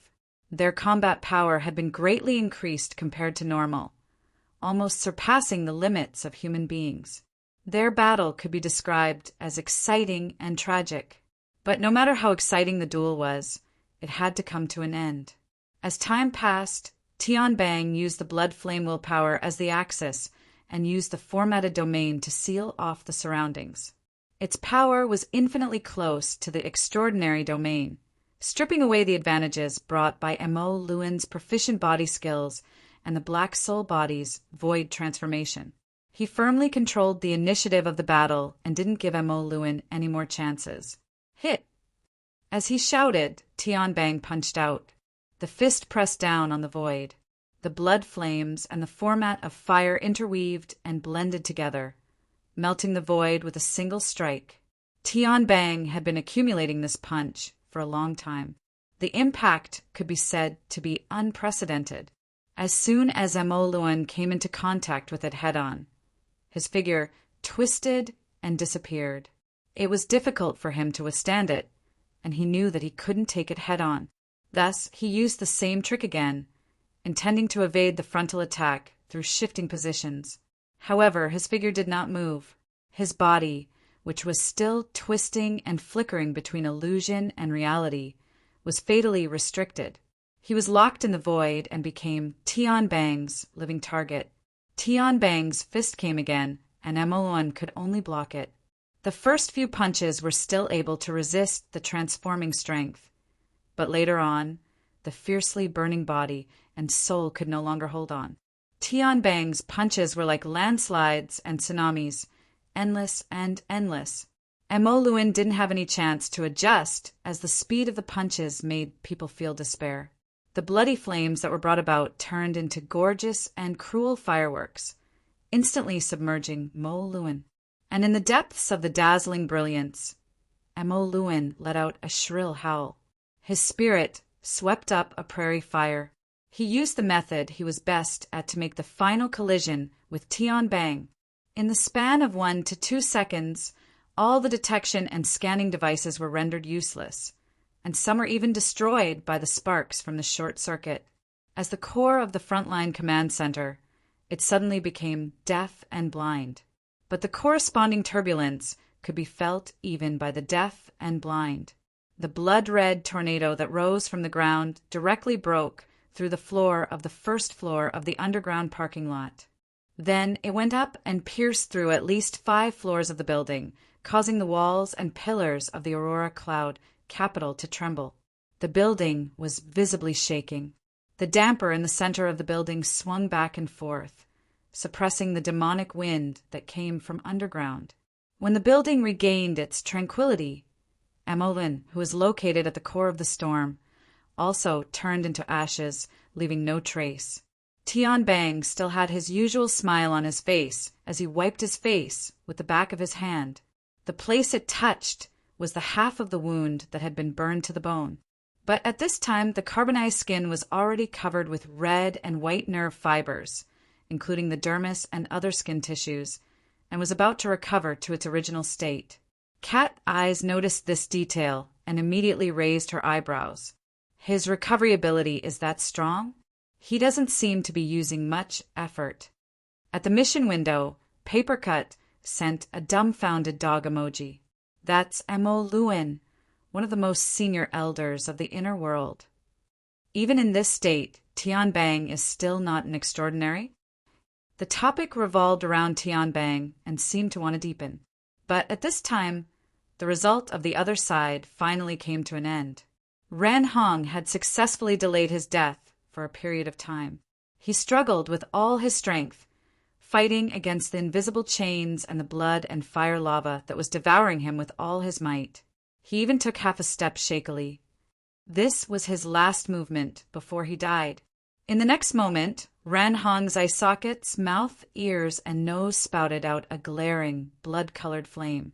After another half a second, the blood-colored flame tore through the skin and flesh of Ran Hong's entire body. It was like another blooming firework. Amidst the brilliant flame, one could vaguely see a charred corpse fall and hit the ground, raising a cloud of smoke and ashes. Flesh and bones were all melted away. The deep blue walkers who were supporting the formatted domains were all stunned. The first to react was actually Tian Bang, who was far away. He was only distracted for a moment before pouncing over. Following his arrival, the two formatted domains naturally fused together without any conflict. Tian Bang, who was dressed in casual clothes, appeared excessively slender compared to his subordinates, who who were wearing exoskeleton armor, but he was fully deserving of being the core. He led the combined formatted domain and used the highest standards to lock down the void. He drew the rules for the intersecting mental and material planes. In such a sealed space, even Mo Lewin would be nailed to death on the spot by him. His other underhanded methods would be exposed in the first instance. But the result was that he didn't discover anything. Tian Bang suddenly turned his head. His gaze was like lightning as it swept over the place where Mo Lewin had been annihilated. But after several seconds, he still didn't discover any clues. In the mission window, the group of people who were previously marveling at Tian Bang's strength that was infinitely close to that of an extraordinary were now stunned. What's going on? Who killed Ren Hong? I didn't see anything. Maybe Mo Lewin's determination to fight with his life on the line was because he had a backup plan. He wanted to eliminate the traitor at a time like this? What about the method? How would I know? Cat Eyes and Papercut discussed back and forth for a bit. Cat Eyes felt that her mind was even more muddled. However, she still had a bit of suspicion. She sent a message through an even more secretive channel. "Did you do it?" she asked, but her tone wasn't too certain. 80 kilometers away, Luo Nan let out a long breath. He slowly lay down on his bed and adjusted his mood. He waited until he felt that he was more or less in place before closing his eyes. His soul went out of his body in the next second, bringing along the external neuron. He suddenly passed through the window and escaped into the void. Only now did he respond simply, "Help keep an eye on her for a bit longer. Thanks." "You. Hey, can't you say something clearly?" Luo Nan didn't pay any more attention to Cat Eyes. He could wash away all suspicions in front of everyone. No one would even think of him. Cat Eyes was the only one who was naturally suspicious. Since this was the case, there was no need to explain. Because of his actions, Aurora Cloud City was in a mess of chicken feathers. Luo Nan was disinclined to pay attention to them. He waited until he was certain that he had completely extricated himself from the situation before he gave the Wraith sign a clear command. The Wraith sign obeyed the command and immediately entered the polar domain. He even used the cover of the mental screen to move in extreme stealth. He was very careful. After all, he had caused such a huge commotion. Perhaps some great god would come over to take a look. Fortunately, no such signs had been discovered for the time being. And so, Luo Nan guided the Wraith sign with his thoughts. He carefully traveled through the void and left the large residential area. He arrived at the wetland jungle of Acumen College. The gear building in the depths of this place had been waiting silently for a long time. As for Luo Nan's soul body, it had already traversed the 80-kilometer distance. It was waiting in the atrium area. The Wraith sign arrived without any hesitation. He borrowed the external neuron's key to activate his telescope mode. He opened up a passageway leading to the cloud world. "Go in." The Wraith sign was as obedient as a puppy. It directly threw itself inside, and the passageway immediately closed. This was Luo Nan's trump card. With the existence of the cloud world and the secret lock that was gear, even if the military dug 3 feet deep into Xia City, they would not be able to find the whereabouts of the Wraith sign. As for the group of people from the Blood Flame Order in Xia City, Luo Nan waited quietly for a moment. His thoughts flickered. He did not use the telescope, but he could see the turbulent layers of clouds rolling past like the waves of the sea. It was just as he had sensed in the cloud world. The connection between his soul body and his fleshly body had not been severed. Then it was possible for his connection with the Wraith sign to be maintained. In this way, even if he did not come to gear in the future, he could still use the Wraith sign to grasp the situation over there in real time. This was extremely ideal. Of course, he was able to maintain a smooth connection under the enormous and complex warps of the void. But this did not mean that others could do the same. Luo Nan's mind cut into the Wraith sign's body, paying attention to the Blood Soul Temple. At this time, the 3 fireflies in the garden-like structure of the second floor had already been extinguished. This represented that the connection between this place and the outside world had been completely severed. This point was in line with Luo Nan's expectations. The Wraith sign was able to temporarily block the connection in the polar domain. There was no reason for it to exist in the current situation. But it was worth noting that the extinguished fireflies did not return to nothingness. The 3 shepherd imprint configurations still existed. They transformed into gloomy grains of sand that fell on the 2nd floor of the Blood Soul Temple. If Luo Nan had not been constantly monitoring them, he would have overlooked them. The shepherd imprint was indeed quite sinister. Luo Nan's consciousness streaked across the imprint that belonged to Mo Lun. He was a bit puzzled. The imprint of a dead person was actually preserved, and he could not see the difference between it and the other 2 imprints. He should have cleaned it up earlier. Oh, looking at Ranhong's fate, he was going to die. Forget about it. In any case, Luo Nan was in the stomach of the Wraith sign, and he was under the control of the formatting theory system. He was not afraid of any mischief. Luo Nan paid attention to this. He did not want to stay in this sensitive area for too long. He made a detour around the large residential area and returned home. After his body and soul became one, Luo Nan looked over at Aurora Cloud City. Tian Bang was quite calm. He issued orders one after another, attempting to lock onto the traces of Lady Halder and the other backbones of the Blood Flame Order of Xia City. But the clearer his goal was, the more it deviated from reality. Luo Nan swept a glance, and the corner of his lips hooked up. That's right. Tian Bang was in the limelight today. He had stepped on Mo Luan's old life to climb to the top. He would probably become one of the hottest characters on Earth for some time in the future. But his plan today was unable to reach perfection, and the most glaring mark was left there by Luo Nan himself. This wasn't the end yet. In the mission window, Papercut was analyzing the situation after today. For instance, the Blood Flame Order of Xia City had shed all pretense of cordiality with the military forces represented by Tian Bang. They had lost Mo Luan, their greatest combat power, and their core backbone. The deputy First Ablatum had rebelled. Basically, they had no way to mingle in Xia City. Luo Nan lay on his bed looking at these messages, but he didn't pay much attention to them. After a moment, he opened the private chat window with He Yuan. He hesitated whether or not he should ask about Tian Bang and the progress of the archetype formats research. But thinking of He Yuan's usual style, Luo Nan closed the window in the end. Through the closed system, he sent a message to Cat Eyes that she could evacuate. Then he turned his gaze to the cloud world and entrusted his consciousness to the Wraith sign. He wandered in this bizarre and dangerous world, his mind constantly spinning. That kind of mushed-mouth ape would form a nest at any time. He had to be careful. Oh, there was also Snake Tongue. He had to find her as soon as possible. With the Wraith Talisman, it should be much easier. He could not stop monitoring the Blood Soul Temple. He had to figure out how to turn it into his own. Exploring the cloud world was also on the agenda. Chapter 431. It was the middle of November, and the beginning of winter had passed.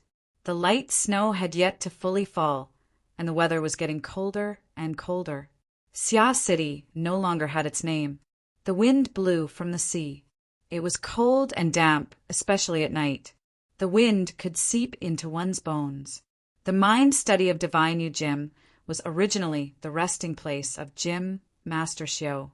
All of his belongings had been moved, including the Tai Chi ball powered by the dynamo core that had yet to be repaired. It was spacious and spacious, restoring the original appearance of the training field.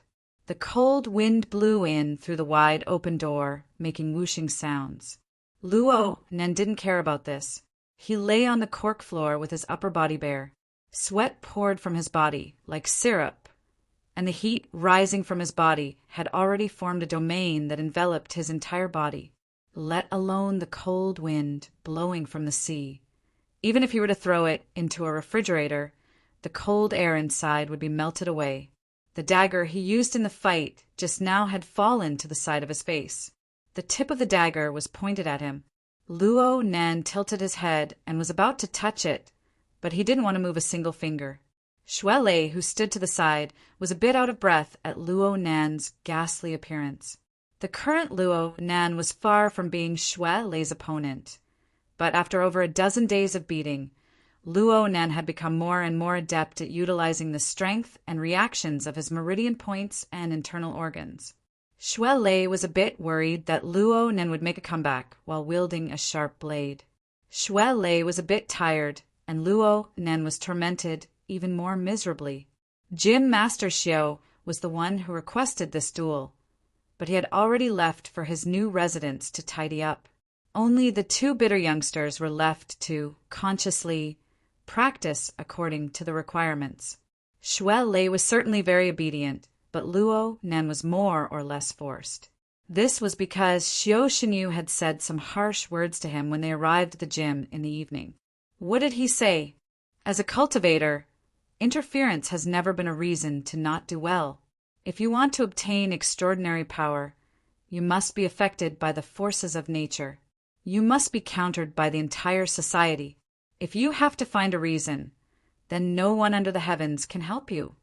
These words made Luo Nan stupefied on the spot. Then came the storm-like Sanzhou practice, all the way until now. Xue Lei meticulously carried out the gym master's demands, and finally began to think. He had always considered himself to be Gym Master Xiao's translator, but right now he couldn't quite grasp the situation.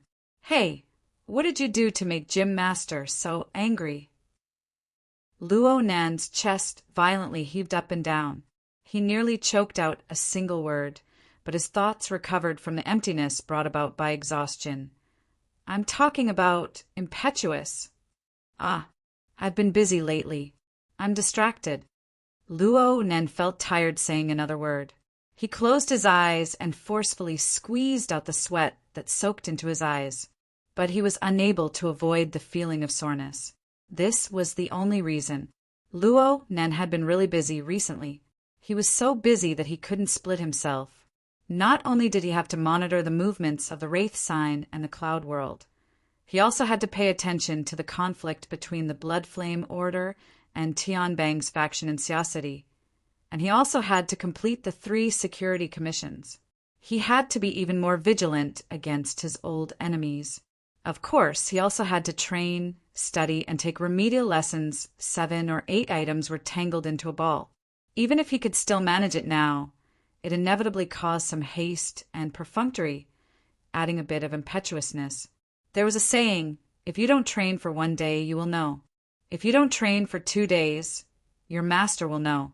If you don't train for 3 days, the whole world will know.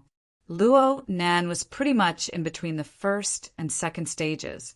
He had already forgotten and skipped 2 of his afternoon classes. Even when he did his homework, he had to make sure that time was his number 1 priority. His concentration had declined to varying degrees. It was easy to understand the reasoning, but it wasn't easy to do it. That was why Gym Master Xiao used this method to help him realize it. Luo Nan had to maintain extreme concentration during his training with Xue Lei, clearing away all distracting thoughts when he was at a terrible disadvantage. And he really did it. The price was his dead, dog-like present. Luo Nan really wanted to sleep just like this. Sleep until dawn. His wristband vibrated and a message came in. He didn't want to care about it, but then the Hexa ear also vibrated. Hey, rice is being sent. See if you received it. Zhang Yingying giggled as she passed the message. She casually added a description, but it made Luo Nan's half-disabled brain dizzy. Rice? The first wave of money from Trigate Security. Zhang Yingying emphasized in a bad mood. I didn't ask you to treat me. It's too early to play dumb. Oh, Luo Nan responded weakly. What's wrong? You got cooked? I just sparred. I'm tired. Zhang Yingying understood. She saw that Luo Nan really was in the right state, so she stopped teasing him. All right, keep training. Remember to eat more supplements. when you get the money." She hung up the call after speaking. Only then did Luo Nen lift up his painstakingly left wrist and place it before his eyes. A message appeared on his wristband. It came from a bank. "Your account number XXXX. 1,550,000 credits were transferred to you on November 16th. Account balance." Oh, it looked like the clue of the wing hand bat had been confirmed. According to the contract signed with Trigate Security, the hunting operation was carried out according to the list confirmed by both sides. It required the extermination of all intruders and infected. Every target would receive a corresponding monetary reward. Based on the results of the search, the money would be transferred to Luo Nan's account on the 16th of every month. Since Luo Nan appeared in the form of a crow, the money had to be transferred to the hidden Indigo business firm. In any case, it was important that the money was in his hands. After the 1,550,000 credits were transferred, the most direct change was that the bank, the credit organization, the SCA, and other authority departments all received a continuous stream of notifications. The wristband vibrated every few seconds.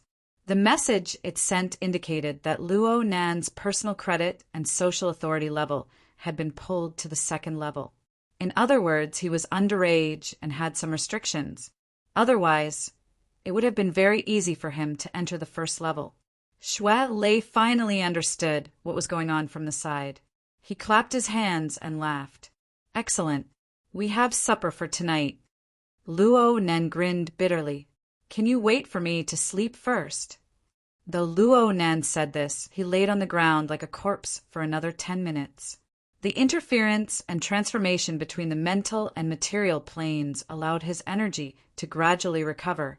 At the very least, he had the strength to walk and eat. It was already nightfall.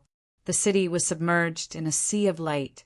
In the sky, a long fleet of centipedes was moving along the public transport light rail. They meandered back and forth between the tall buildings, like shadowy snakes floating in a sea of light.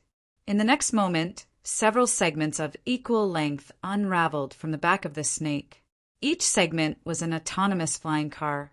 The flying cars lit up their lights and decelerated one after another. They cut into the guiding light rail of Boshan Building and stopped on various landing platforms. The white-collar workers were exhausted to the point of death after a day of work.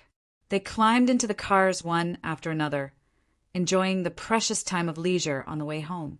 Shui Lei had already reserved a seat in the flying car through the smart secretary on his wristband terminal. Luo Nen disregarded everything and climbed into the car. He sat paralyzed on the soft seat. His back was pressed against the back of the seat. He didn't want to get up. Chapter 432. Luo Nen opened his eyes. Actually, he had just fallen asleep. The 100-knot flying car had already flown over a dozen kilometers, and a new passenger had arrived in the form of a free ride. Sure enough, it was worker Zhai who got on, but there was a 6 or 7-year-old child in front of him. "Ah, worker Zhai, your son?" Luo Nen was still a bit confused.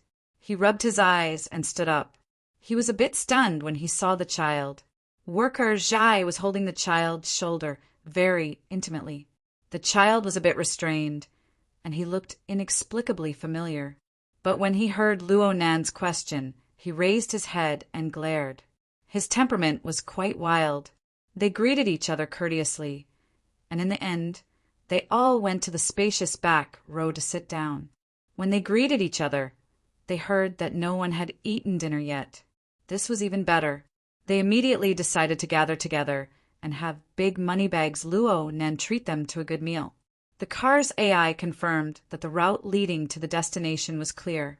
The flying car launched into the air and quickly entered the light rail. It stuck to the tail of another 100-knot passing by, entering energy-saving following mode. Worker Zhai patted the child on the shoulder. "Come, Weiwu. Say hello to the 2 uncles." The age difference between the 3 was only around 10 years. They stared at each other. The sudden increase in age made Luo Nan and Shui Lei, who lacked such awareness, feel a bit dizzy. It was the formidable child who curled his lips. Hello to the two uncles. No need, no need. Just call me brother. Yeah, we're not that old. Worker Zhai is my teacher. If you call me teacher after a few lessons, then it's fine for me to call you now. Let him call me that, or else things will get messy. Worker Zhai was quite persistent, but the child curled his lips. I haven't agreed to let you adopt me yet. Calling me that is giving you face. Don't push your luck. I won't starve to death at the orphanage. Luo Nand and Xue Lei looked at each other. This kid was quite cocky. The relationship between the two was quite strange. Worker Zhai was always a good-tempered person. He wasn't angry at all when he heard this. He laughed. I'm not stopping you from going to the orphanage. I'm a single old man. I don't meet the requirements for adoption. But I can guarantee that you won't lose out if you call me uncle. Only now did Luo Nan remember something. In the past, Papercut had said that Worker Zhai had divorced his wife several years ago. He didn't have any children and was an old, single man. Where did this child come from? This is a young relative with the same surname that I got to know when I participated in the family recognition conference. His name is Di Weiwu. He's a very nimble kid, right? Worker Zhai had already given them an explanation without Luo Nan needing to ask. It turned out that Worker Zhai had participated in the same surname recognition meeting, organized by the Civil Affairs Department. His main goal was to provide public relief to those orphans. It was a kind of charity activity. Bringing Di Weiwu out today was also a part of the event. They wanted to choose an extracurricular activity for him and provide financial support. Among his peers, Di Weiwu's background was quite legendary. Though he was young, he followed a tribe of vagrants across the wasteland and moved into Xiao City. His parents and relatives had all died in the wilderness. At such a young age, it was unknown how he managed to survive among the nomads, who were known for their cruelty. Luo Nan hadn't thought too much about it before, but he was stimulated by the information of a vagrant. He looked at Di Weiwu again, and the familiarity from before became more and more clear. He probed. Did you just move into Xia City in the Trigate district? Worker Zhai nodded. That's the place. Luo Nan slapped his thigh. There was no mistake about it. It was him, the little monkey. At the beginning of the month, Luo Nan had taken on the business of Trigate security. He had sent his soul into the body of the Crow, Inc., to scout the front lines of the Trigate district and the Forest Wall district. This was where he had interacted with this kid. Back then, the kid had said, "Are you guys here to fight the gangs?" This had left a very deep impression on Luo Nan. And later on, Worker Zhai had seen this kid ride an electric scooter back and forth between the Trigate district and the Forest Wall district at high speed, receiving the teachings of Father. What are you so excited about? Di Weiwu gave him a sidelong glance. Are you unhappy that I'm living in the Trigate district? It doesn't matter. In any case, I won't be there soon. Weiwu, Worker Zhai reprimanded lightly, and the kid rolled his eyes. Though he was still covered in spikes, he didn't say anything. Luo Nan could see that he quite approved of Worker Zhai. Luo Nan waved his hand. He didn't care. He just felt that the world was full of coincidences. It was very interesting. At the same time, he was a bit baffled. The Trigate district is outside the city, right? You guys have run quite far. Weiwu has already chosen a welfare home. It's in the Forest Wall district. It's not far from here. I wanted to choose an extracurricular activity for him.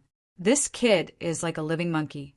His body is agile, so I wanted him to train in martial arts systematically. I just happened to be free today, so I took him to look for a martial arts gym. A martial arts gym. Xue Lei's sensory radar instantly activated. The martial arts gym is looking for us. Sorry. Only when the words left his mouth did he remember that the Divine Yu gym was closed for an indefinite period of time. Not a shadow of a person could be seen.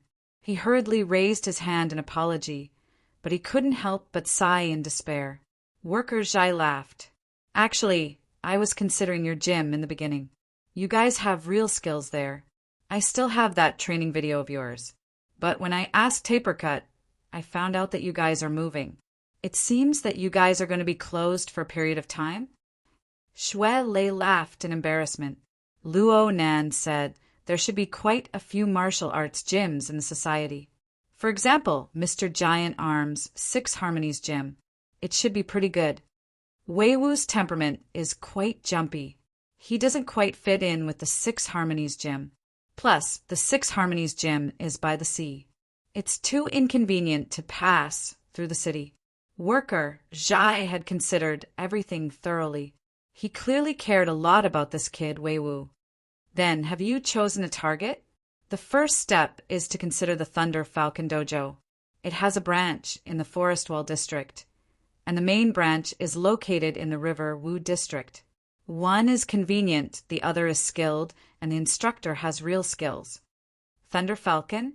Luo Nan and Shui Lei glanced at each other. Their expressions were a bit odd. Wasn't this the martial arts gym that instructor Feng Jejun was at back in Ocean Sky Cloud City? It seemed that Xiao Xinyu had quite a bit of enmity with that place. Luo Nan and Shui Lei were nervous for a few days after the incident, but Xiao Xinyu didn't care at all. There was no further news from Xiao Xinyu, and they gradually forgot about it. Now that they heard Worker Zhai mention it, they felt quite odd. However, the Divine Yu Gym was closed for business. The two weren't petty people, so they didn't say much. The 100 Knotworm had already arrived at the restaurant they had reserved. It was located in the River Wu district, and it had a bit of fame. Though it was almost 9 o'clock, the restaurant was still nearly full. Even though they had reservations, the four still had to wait in line for a while before it was their turn. But it would take some time for the dishes to be served, so Luo Nan wanted to order a drink. But Di Weiwu didn't appreciate it at all. I don't want to touch that trash. Water is fine. This was strange. Was there a kid who didn't like to drink? Chapter 433. Di Weiwu said this.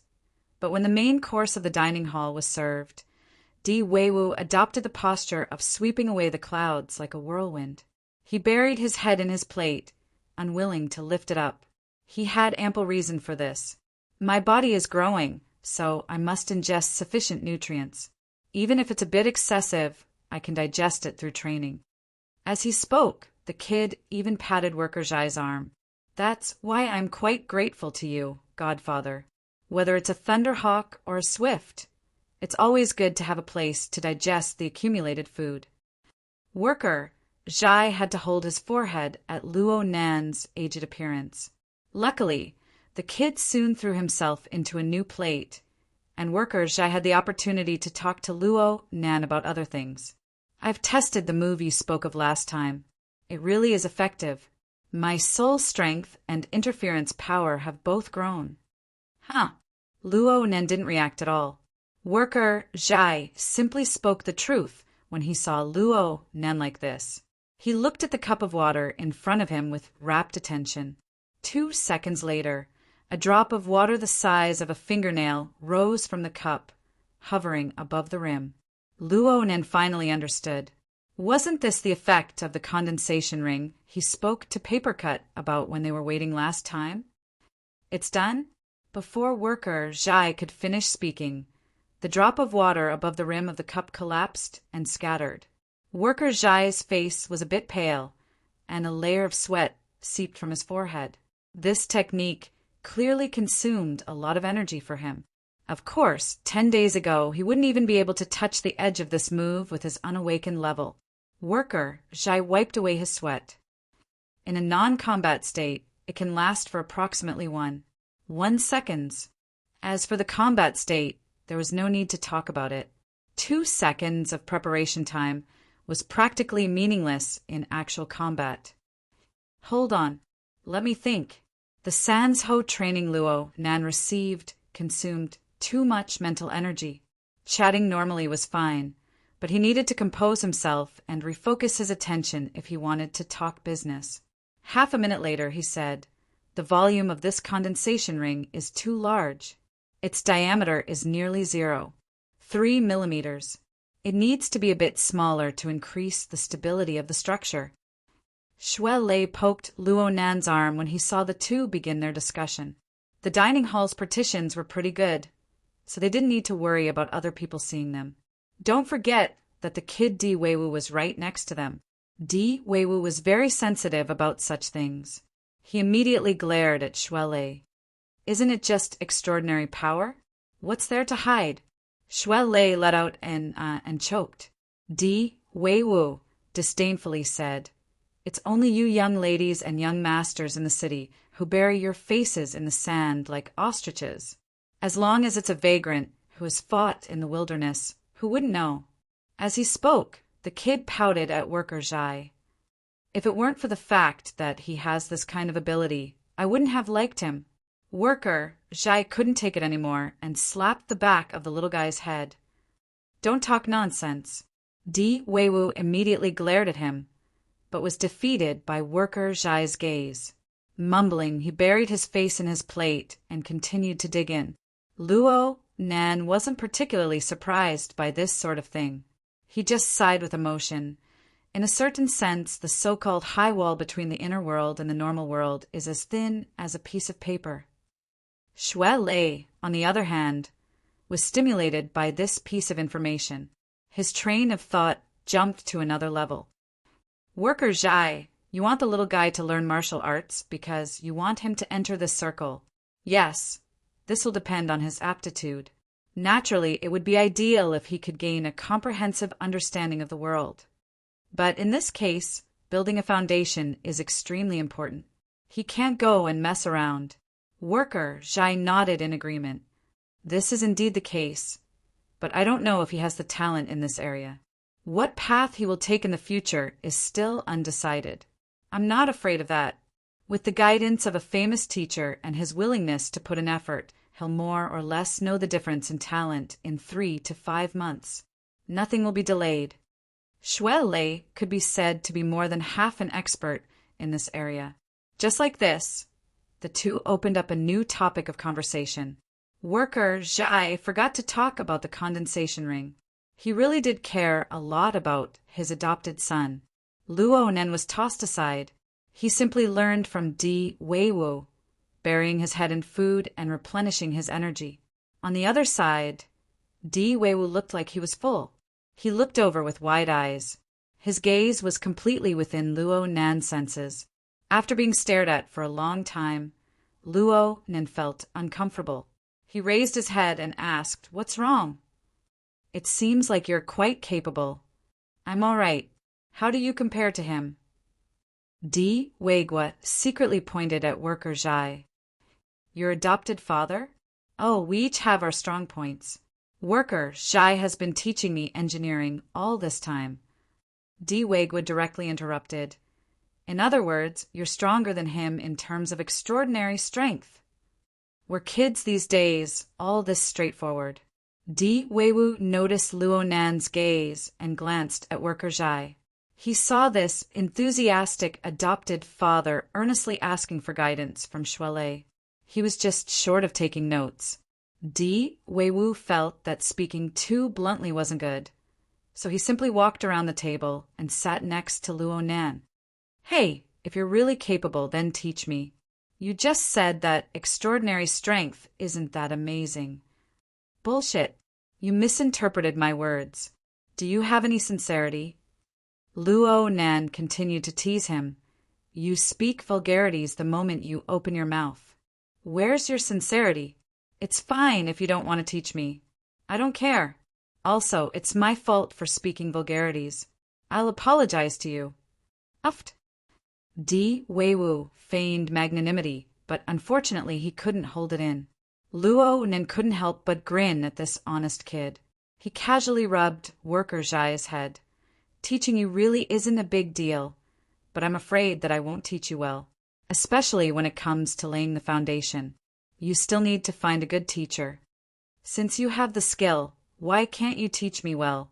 Di Weiwu finally asked a childish question that suited his age. Luo Nan wanted to answer seriously, but he felt that it was too complicated. He thought for a bit and said, "Well, teaching students requires a lot of energy. I'm still studying. I have to work. There are many other things. I'm often distracted. I'm not focused." So he was tossed around miserably today. Di Weiwu blinked his eyes. "Not focused? I can teach you this." "Oh, oh, oh. What's with that look in your eyes? You don't believe me, right? I learned my true skills from Dinwan. All you need to do is follow the method I taught you and seriously observe the precepts for a period of time. Attention, concentration, and so on. It's absolutely this." He stuck up his thumb and wiggled it in front of Luo Nan's eyes. "Dinwan?" Luo Nan finally couldn't hold it in any more at this time. "The dean when you're talking about, is he the one in the recycling stratum of the Forest Wall District? Is he the one who often gives people?" The one who teaches?" "Huh. You know." Di Weiwu was shocked. "I have two friends who have received guidance from Dinwan. I don't know if you recognize them or not. One is surnamed Xia and the other—" "The one with the surname Du is a sissy, right?" Di Weiwu laughed. "Ha.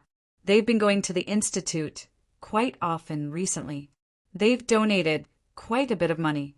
Thanks to their blessings, I'll be able to live a bit more comfortably over there in the future." Chapter 434. Children's senses and emotions changed very quickly. Di Weiwu originally didn't like Luo Nen very much, but now that they had a common topic of conversation, Dinwan and their positions were relatively close, Di Weiwu's attitude was completely different with just a few words. Luo Nen actually wanted to ask about the creation order, but he swallowed his words in the end.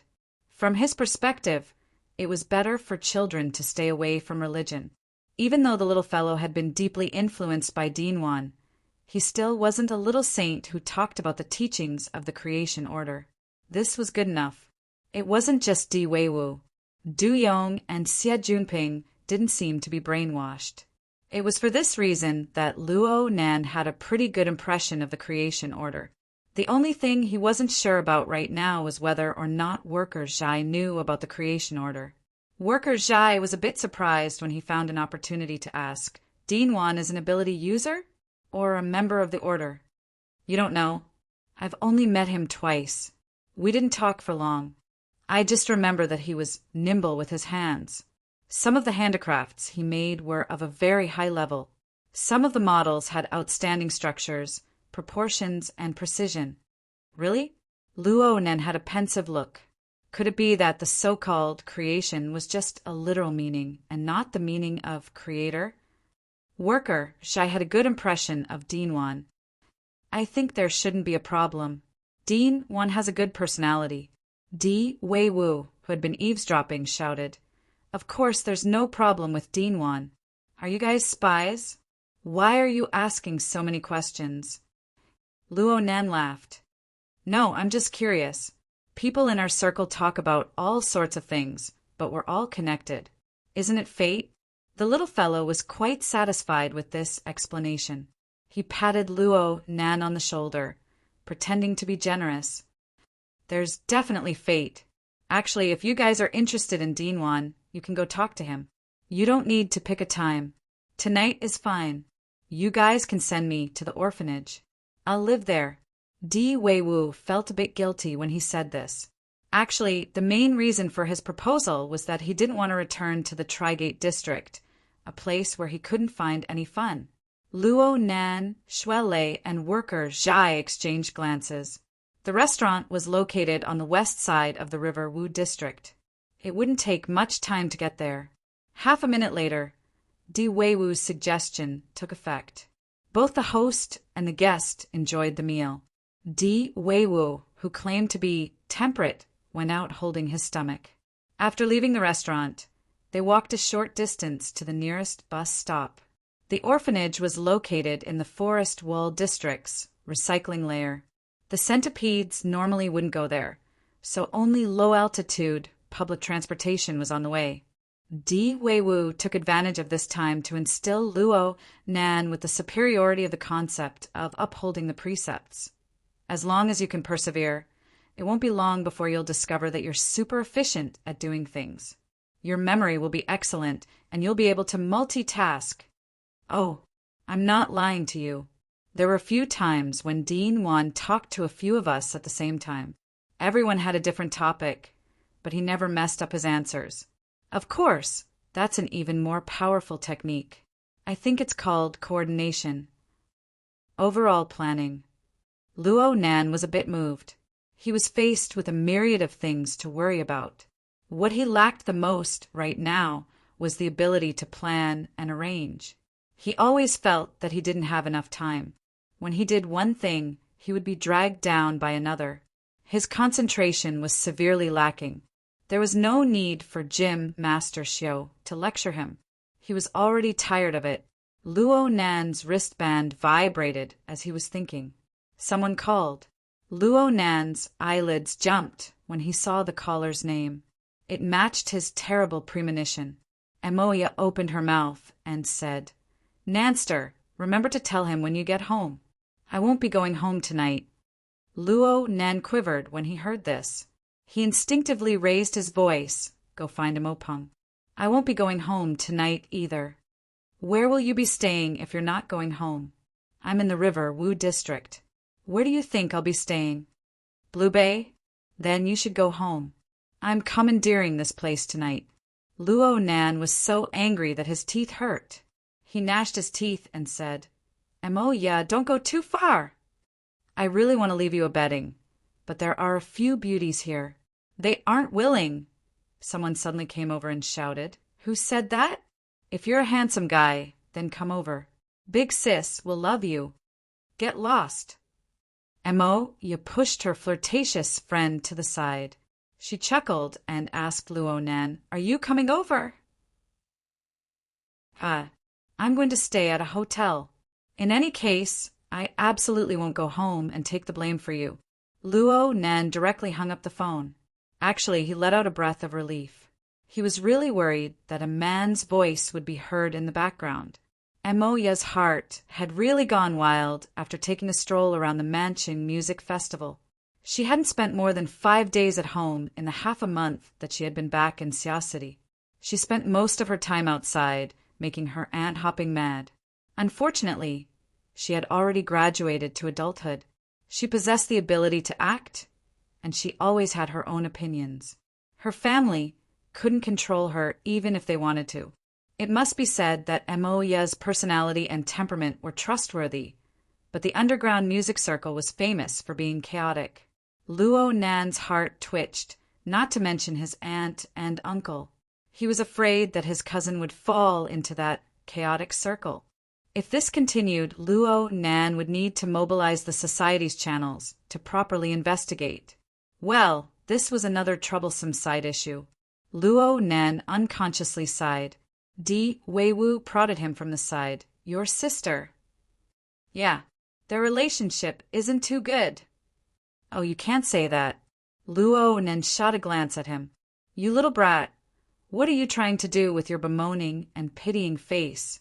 Di Weiwu patted Luo Nan. He was limited in size, so he could only pat the crook of Luo Nan's arm. "You need to have a good relationship with your family. Don't get into fights so easily." Luo Nan's first reaction was to laugh, but he instantly thought that this cheerful and arrogant kid in front of him was an orphan who had lost all of his family. His smile unconsciously froze on his face. Di Weiwu didn't care at all. He casually changed the topic. "Hey, look over there. It looks like another Thunder Falcon dojo." They were already standing at the bus stop right now. A large video of the Thunder Falcon dojo was displayed on an advertisement in the commercial center across the street. The visual effects were quite impactful. Worker Zhai led to another train of thought. The Thunder Falcon dojo has been expanding quite a bit recently. It's said that they have a military background. Look at this advertisement.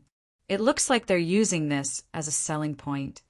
Are the fighting techniques of the military suitable for children? Luo Nan and Xue Lei glanced at each other. The military? Xue Lei didn't deliberately belittle the Thunder Falcon dojo, just because it was possible that his master had a grudge against the Thunder Falcon Dojo. He answered honestly, there's no need to compare fighting techniques between the military and the civilian population. In terms of systematization and general standards, the military's techniques certainly exceed those of the civilian population by a large margin. The dojo master also said that after the Third War, the military paid great attention to the inheritance and development of physical techniques. Some of the methods used to nurture the younger generation are worth learning from. Really? Then Weiwu. Based on Weiwu's age alone, I suggest that no matter where he learns, it's best to start with Daoyin. From movement to stillness, from shallow to deep. If his energy sense is up to standard, then he can achieve circulatory Daoyin, or even both movement and stillness in a single semester. But it's not that easy to achieve. Link up step by step. Xue Lei needed to further explain when it came to some specialized terms. A group of men and women walked over from behind the bus stop at this time. One of them glanced over and laughed out loud. Chapter 435. Worker Zhai stared blankly for a moment before realizing that he had become the target of ridicule. He turned his head to look. There were 6 or 7 people over there, all around 20 or 30 years old. They were all smiling right now, but it was hard to tell who had spoken just now. Half of these people wore the same uniform. On the right chest was an abstract image of a bird. It looked like twisted lightning. Worker Zhai knew where these people came from when he saw this logo. Thunder Falcon Dojo. There was an escalator bridge a short distance away from the bus stop. It just so happened to lead to the newly launched branch dojo under the advertisement space of the shopping mall.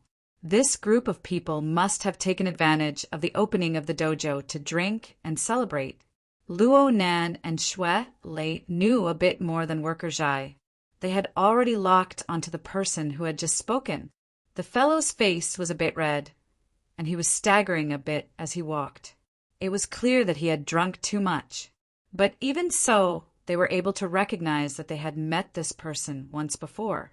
Feng Jiejun, the dojo instructor who had hung out with He Donglu at Ocean Sky Cloud City. From then on, he radiated an abnormal hostility towards Xue Lei and the Divine Yu Jim. Luo Nan's field of view was a bit wider. Aside from this group of people, he also noticed that there was another person who was on the phone 20 to 30 meters away. This person was originally on the same line as Feng Jiejun and the others. He was just distracted, so he fell behind. This fellow was also an acquaintance. Luo Nan and Xue Lei were unwilling to pay attention to a drunkard like Feng Jiejun. Worker Zhai had an easygoing personality. He just furrowed his brows and didn't say anything. He even hugged Di Weiwu to prevent the kid from causing trouble. It had to be said that Worker Zhai understood his adopted son's personality very well. Even though he hugged Di Weiwu in time, words still came out of Di Weiwu's mouth. Who the hell are you? Feng Jiejun was currently tipsy. He laughed and took 2 steps forward. He extended his hand to touch Di Weiwu's head, but Di Weiwu avoided him. He snorted and pointed his arm at Xue Lei, unwilling to let him go. Coach Xue, your dojo can't continue operating anymore. There's no need to push people into a pit, right? Clearly, Feng Jiejun's eyes and ears were half-baked after he was drunk. He didn't hear the first half of Xue Lei's words, which was tantamount to talking about his own dojo. Di Weiwu immediately laughed out loud. Then he raised his head and complained to Worker Zhai. You picked all over the place. Thunder Falcon and Lightning Bird? They're not that great. Even he himself said that he was tricked. Feng Jiejun was no longer able to tell that Worker Zhai and his son were in cahoots with Luo Nan and Xue Lei. He really did have a problem with his brain. His expression immediately turned cold, and he glared at Di Weiwu. The little fellow's reaction was very fast, and her mouth was even more unforgiving. This person must be born in the year of the dog. He can change his face so easily. Worker Zhai smiled bitterly. He tightened his grip on the boy's arm so that he wouldn't let him continue tormenting him. Xue Lei also smiled and showed his talent for communication. Don't mention coach. I'm still far from that level. Usually I just receive clients and shake hands with people. Nice to meet you again, Coach Feng. Feng Jiejun's expression became even more unsightly. Xue Lei's words were undoubtedly an allusion to the fact that he had taken the initiative to shake hands with Ocean Sky Cloud City to probe for information, and had even suffered a loss. Xue Lei was also mocking him for not being qualified to be a coach. What made him even more embarrassed was that Xue Lei casually extended his hand as he spoke. It was as if he was going to shake hands with Feng Jiejun again. Feng Jiejun had already sobered up. He was weaker than Xue Lei by more than a level at least in terms of strength. Only a month had passed, and his strength was still the same. How could he be willing to lose face in front of his junior brothers and sisters? After hesitating for a second, Feng Jiejun finally extended his hand and slapped Xue Lei's hand away. What's the rush? On the day of the winter solstice in the battle to establish our reputation, I will naturally ask for your guidance. It would have been better if he hadn't said these words. Luo Nan's and Xue Lei's fierce gazes pierced his face at the same time. The gazes of the two were different. Xue Lei's gaze was filled with a divine light of vitality. Feng Jiejun's willpower was enough to resist it. However, Luo Nan was clearly wearing contact lenses. His eye sockets were permeated with a false luster, but behind that luster was an indescribable, warping power. It made Feng Jiejun tense up all of a sudden. He unconsciously took half a step back and adopted a defensive stance. The group of men and women traveling with Feng Jiejun were a bit stupefied in the beginning. They didn't know why their senior brother suddenly didn't like these people. However, when Feng Jiejun took up his stance, the quick-witted ones understood. 4 or 5 people immediately surrounded him. Xue Lei faced these people without the slightest fear. He took a large step forward and stood in front of Luo Nan and the Zhai father and son. His eyebrows were furrowed in anger, and his aura didn't yield in the slightest. Di Weiwu became excited when he saw this scene. He struggled to free his head from Worker Zhai's arms and said loudly, "What does it have to do with you that other people are fishing? A dog that goes around randomly biting won't attract people's attention no matter how long its tongue is. It's better if you wag your tail more, loser." The child's voice was bright and clear. Feng Jiejun's face turned green on the spot. He forgot to ponder over Luo Nan's gaze. His drunkenness added to his anger, and he exploded in one go. He blurted out, "Shut up, you little bastard. Bastard your mother." Ugh. Di Weiwu wanted to curse back, but Worker Zhai covered his mouth. However, Worker Zhai's words were half-spoken, and it was enough to burn away the last bit of Feng Jiejun's reason. He cursed vaguely and charged forward with large strides. Feng Jiejun moved, and the half-formed encirclement naturally shrank. The people of the Thunder Falcon Dojo all had the most basic of offensive and defensive awareness. They naturally attacked when they were close, seizing the initiative. A chaotic battle suddenly erupted, and then it ended. Feng Jiejun's fist made contact with Xue Lei's elbow, and the surrounding companions fell to the ground in a mess. They didn't even struggle before they fainted. Feng Jiejun's heart skipped a beat when he saw this scene. His energy was a bit chaotic, and Xue Lei took advantage of the situation to wrap his arm and lock his wrist. An enormous force like that of a lion and tiger pressed over, locking half of Feng Jiejun's body in place. Feng Jiejun's face instantly turned ashen. He was in a worse state than he was at Ocean Sky Cloud City. He had just touched Xue Lei, and he was utterly defeated. If news of this got out, his reputation in the industry would pretty much be finished. Xue Lei spoke next to his ear. Why bother with a child? Before Xue Lei could finish speaking, a voice suddenly came over. The two of you don't need to bother with a group of drunkards. Only now did Xue Lei discover the person behind him. He frowned slightly. Behind him, Luo Nan slapped Shui Lei's waist. Shui Lei understood, and his hand skillfully pushed Feng Jejun back a few steps. At this time, the person who had fallen behind due to the phone call finally walked to the bus stop. His face was a bit grave and stern, but he was indeed an acquaintance. Zhu Ling, the son of a military family in Xia City. He was the subordinate of Blood Prison Tianbang, who was currently in the limelight. He had crossed paths with Luo Nan and the others a few days ago at Aurora Cloud City. His younger cousin, Zhu Maoxuan, had an old grudge with Luo Nan, but Zhu Maoxuan himself had quite the strength and ideas. Chapter 436. Seeing Zhu Ling appear, Luo Nan knew that it was impossible for the conflict to continue. This rising star of the military had a typical planning before taking action personality. Since he had spoken, he must have done some observation. He simply ignored Feng Jejun and the others. He directly greeted Luo Nan and Shui Lei.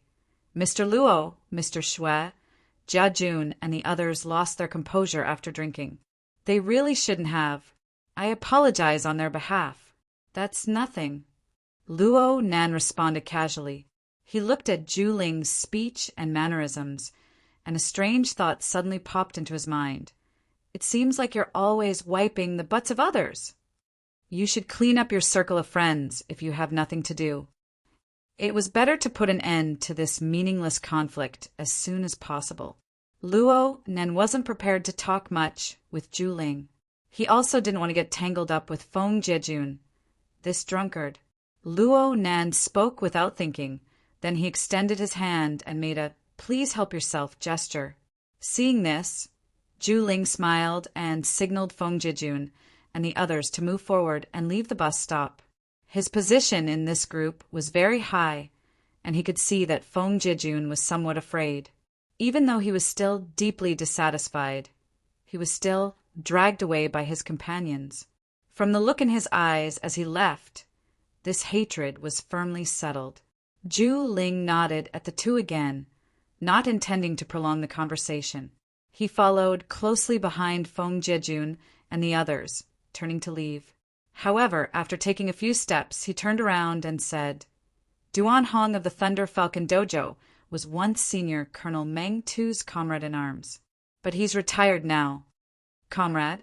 It's still in a lab. In other words, that gym master surnamed Duan was a burner?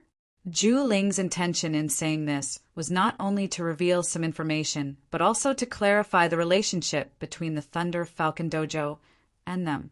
However, this relationship was limited to a certain range. Clearly, he also knew of the Winter Solstice Challenge. He knew of the close relationship between Xiao Xinyu, Luo Nan, and Shui Lei. This feeling of being the last to know was really not good. Seeing Zhu Ling and the others leave, Shui Lei suddenly blurted out, I want to go back and take a look. I want to ask the dojo master. Luo Nan responded, I'll go with you. Don't. With the dojo master's personality, he definitely won't say anything if you go. Then I'll help you ask Sister Yuan. This matter shouldn't be hidden from her. All right, thank you. Luo Nan reached out his hand to give him a poke, telling him not to say such extravagant words. Shui Lei forced a smile. At this moment, he was very worried. In terms of martial arts attainments, it wasn't a problem for Xiao Xinyu to leave these two youths far behind. But he had been sick and weak all these years, and he was so emaciated. How could anyone feel at ease fighting with him? He called for a flying 100-knot bug and left in a hurry. It was already deep into the night. Only Luo Nan and the Zhai family's father and son could get on the bus stop. Seeing Shui Lei leave, Di Weiwu was actually a little disappointed, but he still said, Are you still going to the orphanage? Luo Nan was a bit hesitant, but the long-awaited low-altitude public transport finally arrived at the station at this time. When he saw Di Weiwu's pitiful eyes, his heart softened. I'll go take a look. In any case, it was destined that he wouldn't be returning home tonight. There was no need for him to personally ask Yuan about the matter. It could be settled on a low-altitude public transport.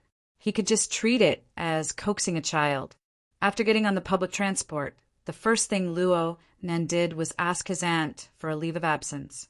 He was a bit apprehensive in his heart, mainly because he had overlooked a point just now.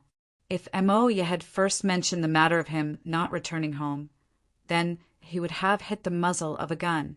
Luckily, his luck was pretty good tonight. He could hear his aunt's voice. Mo hadn't exerted herself. His performance had been good during this time, and his body was becoming healthier and healthier. This was a plus. His aunt only hesitated for a moment before agreeing. Luo Nan let out a long breath. After hanging up, he immediately contacted He Wayne without stopping. The god of luck was still watching over him, and the connection was made rather smoothly. He Wayne was silent for a moment after hearing Luo Nan's explanation.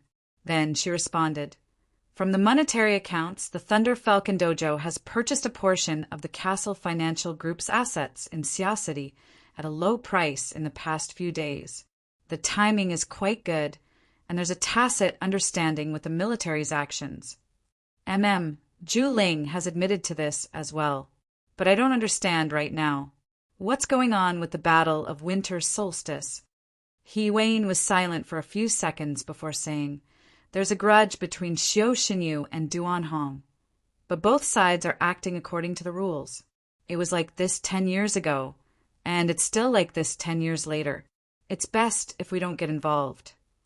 I still have things to do. I'm hanging up. Hello. Hello." Luo Nan and He Wayne had known each other for many years, but he had never been hung up so quickly before. He was a bit stupefied for a time. Perhaps she really did have something urgent to do? The low-altitude public transport entered the Forest Wall district in this muddle-headed state. After 7 or 8 stops, they arrived at the stop closest to the orphanage. Then they only needed to walk another 300 meters. Just from the route alone, the Thunder Falcon Dojo was quite compatible with the newly opened branch dojo. But worker Zhai wouldn't send Di Weiwu there to be tortured no matter what. 5 minutes later, Luo Nan stood in front of the orphanage that he had scanned with his telepathic thoughts. Luo Nan was quite curious about the Dinwan that the Zhai father and son spoke of, and the guide that Xie Junping and Du Yong spoke of. He really wanted to know what was so special about this person, aside from the face of the preacher that he had sensed before. But when they knocked on the door, they heard this piece of news. Dean Wan went out. It looks like he accepted an invitation. Nurse Wang of the orphanage was acquainted with the Zhai father and son. This old woman understood the ways of the world. She welcomed them in and greeted them warmly. This orphanage was reconstructed from the lower level of an abandoned shopping mall. Relatively speaking, it was already a relatively safe place on the recycling stratum. Over 20 rooms were separated, and 30 or so people lived there. All of them were teenagers and children under the age of 14. Most of them should have been asleep at this time, but Di Weiwu's arrival caused quite a few of his little friends to become excited in an instant. They chattered noisily, forcing Nurse Wang to use the name of the dean to suppress them. Everything was settled down with great difficulty. Nurse Wang took the place of Dean Wan and fulfilled her duties as the host. She led worker Zhai and Luo Nan around the orphanage. Luo Nan's impression of this place gradually grew clearer. In his eyes, the deepest impression that the overall layout of the orphanage gave people was that it was simple yet extremely stylish. For example, the reception room. There were crisscrossing pipes overhead, but the entire floor was painted ash gray. There were wooden frames of the same color on the walls, and there were short tables of the same color on the floor. There were also 2 half-worn, peach-colored sofas and a recliner that came from God knows where. The fruit platter on the short table was in the shape of an extremely interesting ladle.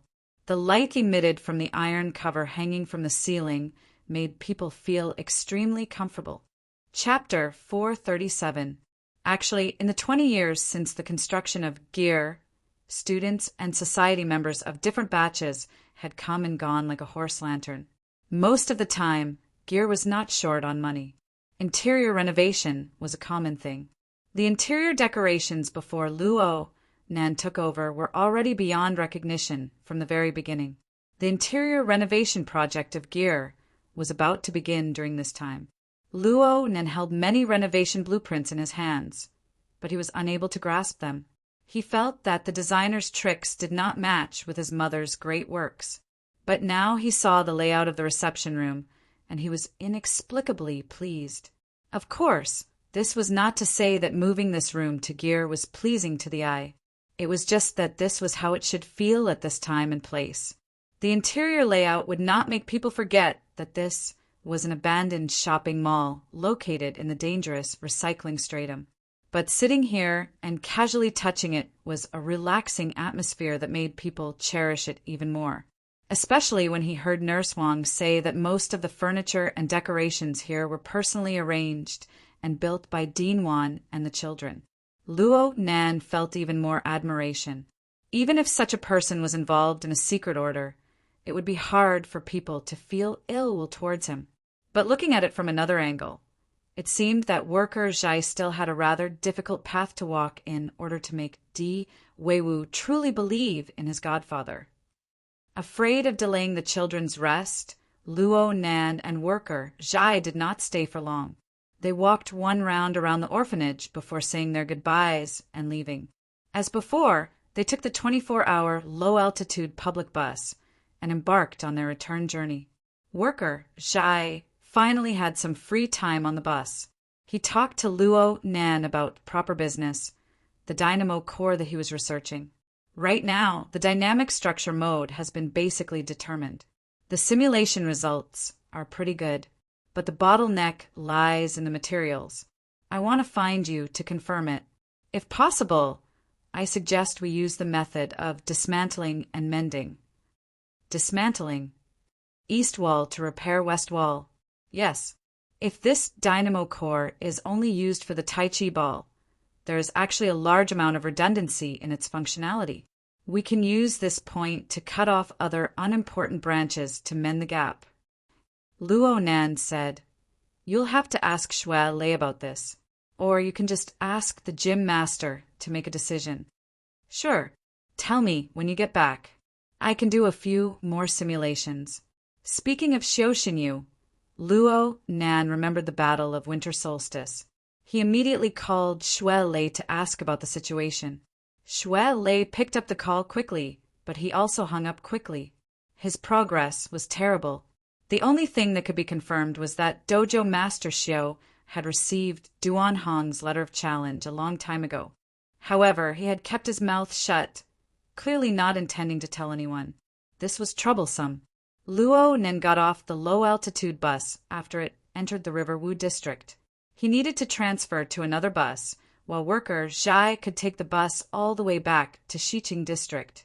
The air near the recycling stratum was a bit stuffy. Luo Nan checked the map of Xia City with his wristband. Mo had already taken over his place and occupied his house in Blue Bay community. Now he was homeless. Choosing a hotel to stay in had become a top priority. Luo Nan stood on the side of the road for less than half a minute. His fingers swiped a few times on the virtual screen, and a private car stopped beside him. The door opened, and the driver called out, "Mr. Luo." "Brother Qin, sorry to trouble you." The one who drove over was naturally Driver Qin, who was in charge of Luo Nan's security work. Luo Nan grew more and more familiar with him during this time. Luo Nan learned that his real name was Qin Ikuan. The two of them got along quite well and often discussed martial arts issues. The security team by Luo Nan's side was already on the road. Normally, when Luo Nan was traveling with other people, he would only follow in the shadows. He would only appear when he was traveling alone. A month's time was considered peaceful, and both sides were quite satisfied. Luo Nan sat in the car and let out a breath. He introduced his schedule for tonight. "I'm not going home today. I'm going to find a hotel to stay in." Qin Ikuan didn't say much. He just asked, "Where are we going?" Luo Nan apologized first. "I've caused trouble for you guys. It's really hard to find an employer like Mr. Luo who travels between 2 and 3 places. Luo Nan laughed. He already had a plan in mind. Then let's go to Ocean Sky Cloud City. It'll be convenient for everyone. Chin Ikuin thought for a bit and quickly understood. He smiled and started the car. After driving for a while, Luo Nan suddenly spoke. Brother Chin, have you heard any news about the winter solstice battle in Liuhajim? The one from the Thunder Falcon Dojo? You know about it. I mainly know about Duan Hong. Oh, Duan Hong is the master of the Thunder Falcon Dojo. When I was studying at Liuhajim, he was already quite famous in Xia City. He once visited Mr. Giant Arm and asked for a spar. Luo Nan was shocked. He asked in a hurry, you won? You lost? A crushing defeat. That's not unexpected. Yeah, he was far weaker than Mr. Giant Arm at the time. However, there aren't many people in Xia City who can make Mr. Giant Arm agree to fight. That's true. What happened to him later? I'm not too sure about that. It's just that the concept of the winter solstice battle has suddenly been hyped up in the industry. Only then did I know that he lost a bet 10 years ago. He went far away to train. Now that he's accomplished something, he's come back to get back at us. Luo Nan let out and didn't say anything more. The journey was smooth. They arrived at Ocean Sky Cloud City in about 20 minutes. The atmosphere in the large living area was a bit worse than it was a dozen days ago. The collapse of Aurora Cloud City's parking lot had scared quite a few people. Right now, the construction team was still working on the repairs. The security team had already helped Luo Nan check in on the way here. Luo Nan and Chin Ikuin went straight upstairs after getting off the car. Chin Ikuin specifically chose a high-altitude bedroom on the 150th floor. Ocean Sky Cloud City's most famous viewing platform was a few floors down. That's right. Luo Nan chose Ocean Sky Cloud City, not just because this place was only a few steps away from Acumen College. It would save him quite a bit of trouble when he went to school tomorrow morning. More importantly, there was a flying devil ray that he could use here. Luo Nan and Chin Ikuin just came out of the elevator when they saw the water within the central crystal pillar stir. The enormous body of the devil ray was like a bomber flying through the water. It swept past the crystal wall closest to the elevator and greeted Luo Nan. So this is an infrasonic wave generator. Chin Ikuin was a bit moved. With the flying devil ray as a tool, Luo Nan's combat strength could already be evaluated as AB+ rank. Moreover, the sky was his main battlefield. He could come and go as he pleased. So from Luo Nan's perspective, this place was probably the safest place in Xia City aside from President Ouyang's laboratory. Chin Ikuin obviously understood Luo Nan's intentions. He was very grateful for this. In a public place like a hotel, any security team would have a relatively thorough contingency plan. It saved him a lot of effort. I'll be next door. Mr. Luo, just call me if you need anything. There shouldn't be anything.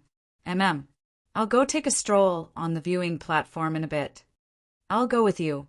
Chin Ikuin didn't forget that this 16-year-old youth's battle had taken place there. Even if Luo Nan didn't believe that headquarters would send people over to make a move, he still had to prevent certain people from losing their minds and going crazy, right? Luo Nan didn't mind. He entered the room and gave a rough glance before coming out and heading to the viewing platform. There were people coming down from the upper floor when he entered the elevator. There were 7 or 8 of them, and the elevator was half full. They seemed to be quite familiar with each other. They were all talking. They should be attending a gathering or something at the same time. The gathering was over right now. Chapter 438. Luo Nan's ears perked up when he heard a rather familiar word. The speaker's voice was actually quite soft. It wasn't very obvious in the exchange of greetings between the group of people, but it couldn't be hidden from ability users like Luo Nan and Chin Ikuin. Chin Ikuin had done his homework quite well. He noticed Luo Nan's expression, so he shot a glance in that direction and raised his spirits. As for Luo Nan, he didn't need to turn his head at all within this narrow space. He could distinguish everyone's faces purely by relying on his mental senses. Then he noticed a familiar face. What a coincidence! The person who spoke in front continued. With this skill, we must continue to work hard and make a name for ourselves as soon as possible. In this day and age, the most undesirable thing is to be pretentious. If we have the ability, we must show it to others. Let's not go back first. Let's go to the viewing platform to get some fresh air and have a deep chat. At this time, the elevator went down to the 142nd floor, where the viewing platform was. The elevator door opened, and Luo Nan and Qin Yikuan glanced at each other. Qin Yikuan extended his hand to indicate for Luo Nan to go first. Luo Nan nodded and went out first, but he felt that Qin Yikuan's reaction was a bit off. He paid attention to the target, but that was all. His level of vigilance did not keep up. Luo Nan ignored what was behind him after walking out of the elevator. He walked straight in the direction of the viewing binoculars. His behavior was quite natural, but at the same time he privately contacted Qin Yikuan through the Hexier. Ability user. Which one? The one who didn't speak. If it weren't for Qin Yikuan's well-trained training, he would have turned around and left. At this moment, 2 more people came out of the elevator and turned in the direction of the heavenly ocean lake. They were the 2 people who wanted to have a deep chat. Qin Yikuan listened carefully to the man's footsteps. At the same time, he tried his best to sense, but he did not discover anything new. I can't sense anything at all. Yes, he hit it very well. If Luo Nan hadn't been able to see the scene of this person preaching from afar through his mental senses, he would have inadvertently missed this person. The most amazing thing was that the other party didn't seem to be deliberately concealing it. Instead, in the most natural state, it restrained all the abnormal aura and maintained the most harmonious state with the surrounding environment, just like his work. At this time, the conversation on the other side was going on. The person who spoke earlier seemed to be very impatient. As soon as he stood still, he said in an especially excited tone, "I've already thought about it. I'll use concepts like the meditation club or the oxygen bar. Although it sounds like it's all over the place, as long as there's a living example like Xie Jinping, those elites and rich second-generation heirs who've had enough fun will still flock to him." The so-called second young master of the Xie clan was indeed Xie Jinping. Luo Nan was certain in his heart. He walked to the edge of the platform. It looked like he was admiring the night scenery, but his mental senses enveloped the entire platform. The man who had been silent for a long time finally spoke. He did not seem to be very enthusiastic about it. "Director Wu." This director was probably a director of some company. When he talked about business, he could not stop talking. He interrupted him and said, "I can tell that you don't have any concept. Did you know that this was the way of the Castlevania Financial Group? Have you heard of the Castle Financial Group? No. Then you should have heard of the brand Chenda, right? Sportswear? That's right. There are also a few others." Director Wu casually mentioned 3 or 4 brands with world or regional fame. These are all intangible assets of the Castle Financial Group. Just these alone have a market value of over 10 billion. And I just heard some news recently. Standing behind this financial group is a order. What do you think? I don't have any thoughts. I don't understand what you mean. I want you to pay attention to the interesting chemical reaction that will occur when an order and capital are added. I also know Mrs. Halder of the Castle Financial Group. She's a skilled trader, but I believe that I'm not inferior to her. But 10 days ago, the assets under her banner were over 5 times mine. Director Wu spent a few minutes describing the relationship between the Castle Financial Group and the Blood Flame Order. From what Luo Nan knew of the inside story, there were many elements of hearsay in Director Wu's words. There were even a few laughable mistakes. But the general sequence of events was made clear. Luo Nan discovered once again that he had overestimated the thickness of the barrier between the secular world and the inner world. The conflict between the two factions of the Bloodflame Order had already caused an impact in the secular world. The repercussions had yet to fade. Director Wu learned some knowledge from this. I'm a bit late in understanding that business can be done this way. Actually, the Order and capital, the mystic arts and money, have been a perfect match since ancient times. Fortunately, it's not too late. You just said that they didn't have a good ending. That's only relative. In fact, they've already settled down in T-City. The projects they've invested in still receive the full support of the T-City government. They're still the capital protected by the laws of the Earth Coalition government. What's this? This is world-class influence. Director Wu's tongue was like a lotus flower. He tried to convince the man in front of him in one fell swoop. We can completely follow this path.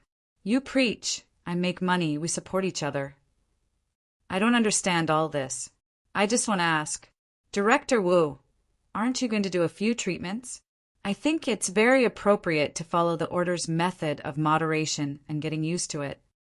Director Wu's expression changed slightly. He laughed again. That's it. I think it can convince a lot of people. Think about it a bit more. This conversation fully illustrated the maxim of not getting along with each other. A conversation that could create billions of wealth ended hastily. Director Wu maintained a polite smile. In reality, he left with resentment. In order to avoid the elevator that was destined to be awkward, the other person waited for a moment. Then he cast his gaze over and swept his gaze over. After all, there were only these two groups of people on the entire platform. Qin Yikuin observed carefully and seriously, who knew that Luo Nan would raise his hand in the open. Is it Dean Wan? Luo Nan listened from beginning to end. He was already convinced that this ability user, who didn't seem to have any inhuman characteristics, was the welfare Dean Wan Ta that he had missed.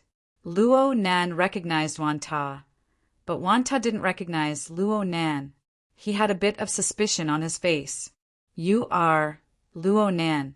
Luo as in Luo Lai, Nan as in Nan Nan. Wan Ta's eyebrows moved slightly. He had probably heard of this name before. He said it out loud. You're the one that Junping and Little Yong talked about, yeah. Their awakening ceremony went smoothly, right? Luo Nan laughed as he walked forward. It will probably take a month or two for them to truly comprehend and cross the threshold. Many thanks for your help in guiding them. Their path is very proper, and you didn't spoil things through excessive enthusiasm. Wan Ta laughed very peacefully. He chatted about these extraordinary abilities like he was chatting about his daily life. Luo Nan also chatted very naturally. He started chatting casually. Actually, we just went to pay a visit to your home. It's the orphanage in the Forest Wall district. Did Junping and Little Yong have any problems with their training? No. I went with Worker Zhai and Di Weiwu. Wan Ta was a bit surprised. Worker Zhai, Di Donghua? Chapter 439. It seemed that Wan Ta had a good impression of Worker Zhai. Di Donghua is a person with a sense of order. He does things in a clear and organized manner. He is very suitable to get along with Weiwu. I hope Weiwu can learn a bit more. His talent of chaos gives me a headache. Talent of chaos? Luo Nan thought of a few things and couldn't help but laugh. He really is a troublemaker. Qin Yikuin couldn't help but glance at Luo Nan when he heard this. Wasn't this guy publicly recognized as a troublemaker? He had made a name for himself for 2 months and already had enemies all over the world. Weiwu has lived in the wilderness since he was a child. The rules he learns are completely different from those in the city. He is also a very arrogant child. It will take him a long time to adapt. I really hope that Mr. Zhai can adopt him, but unfortunately the Social Security Department refused on the grounds that Mr. Zhai is still single.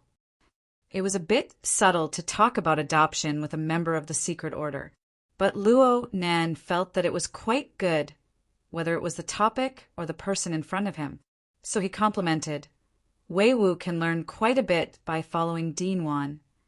But Wan Ta's expression turned serious. He shook his head in denial. Wei Wu is a natural-born adventurer.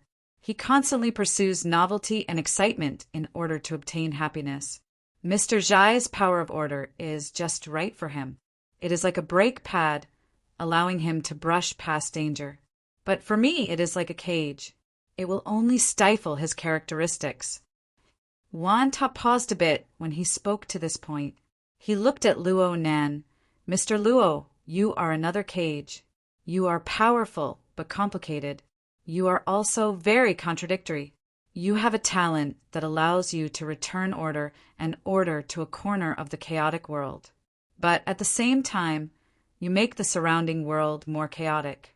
Finally, Wan Ta finally revealed a bit of a swindler, but he didn't hate it. This was because his words were surprisingly sincere and straightforward. Most importantly, what he said was in line with reality. Luo Nan had always been good at this kind of relatively empty topic. He asked, Dean Wan pursues order? Yes. Returning order and order to the chaotic world has always been my pursuit of a sense of accomplishment. Oh, I'm sorry. These words might be a bit hypocritical. Wan Ta carefully organized his thoughts and said, I should say that the existence of order enters my eyes and heart. It conforms to my aesthetics and calms my mind. And I think that most people in the world think the same way as me. Yes, human cognition is a process of returning chaos to order, using cognition to guide our actions, making the surrounding environment more orderly. Almost everyone does this, but the ability users can do it better. But it could be worse, Vanta added.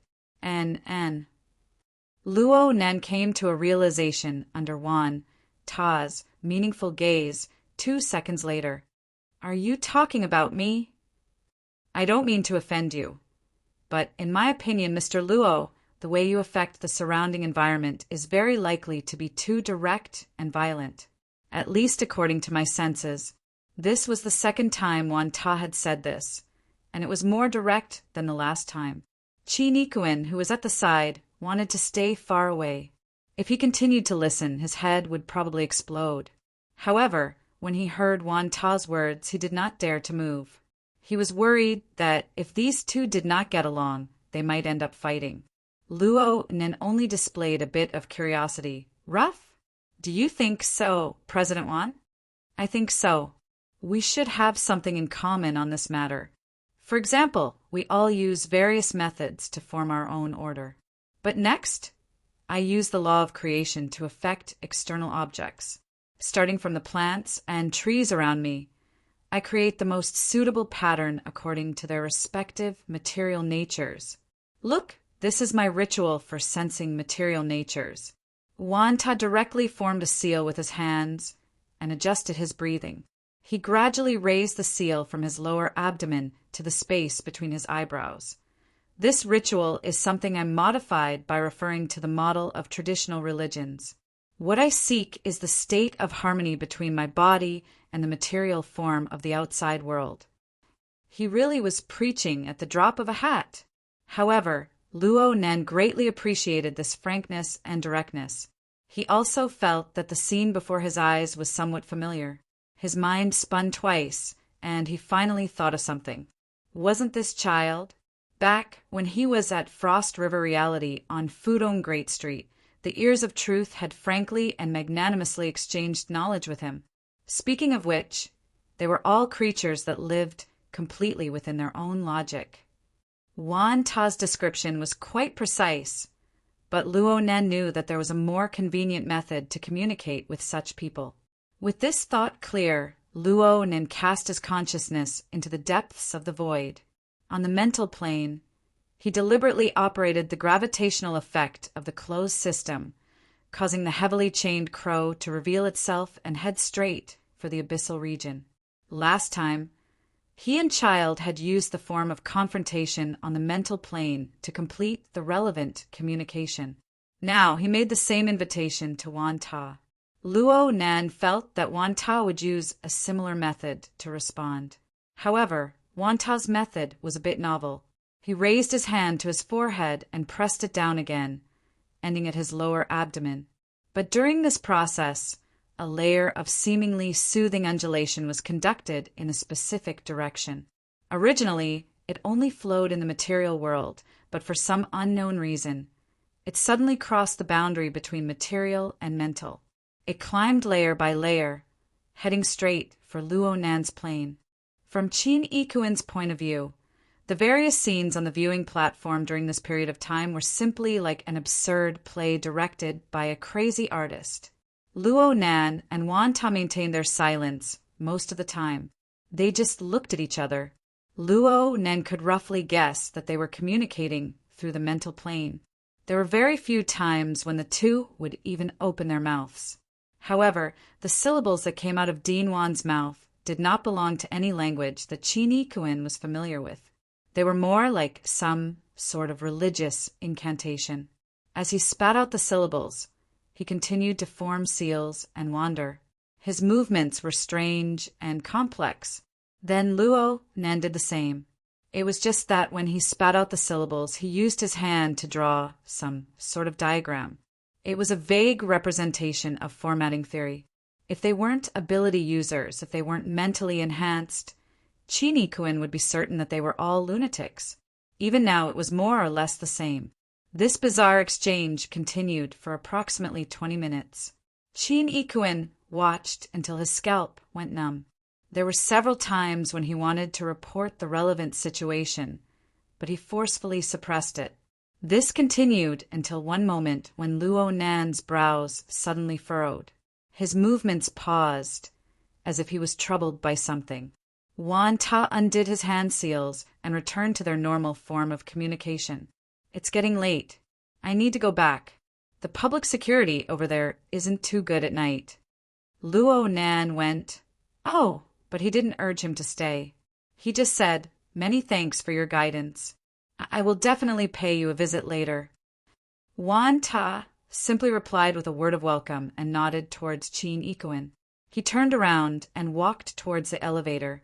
Luo Nan watched him leave. He waited for the elevator door to open and close before going down. Only then did he turn his gaze towards the sparse, starry night sky.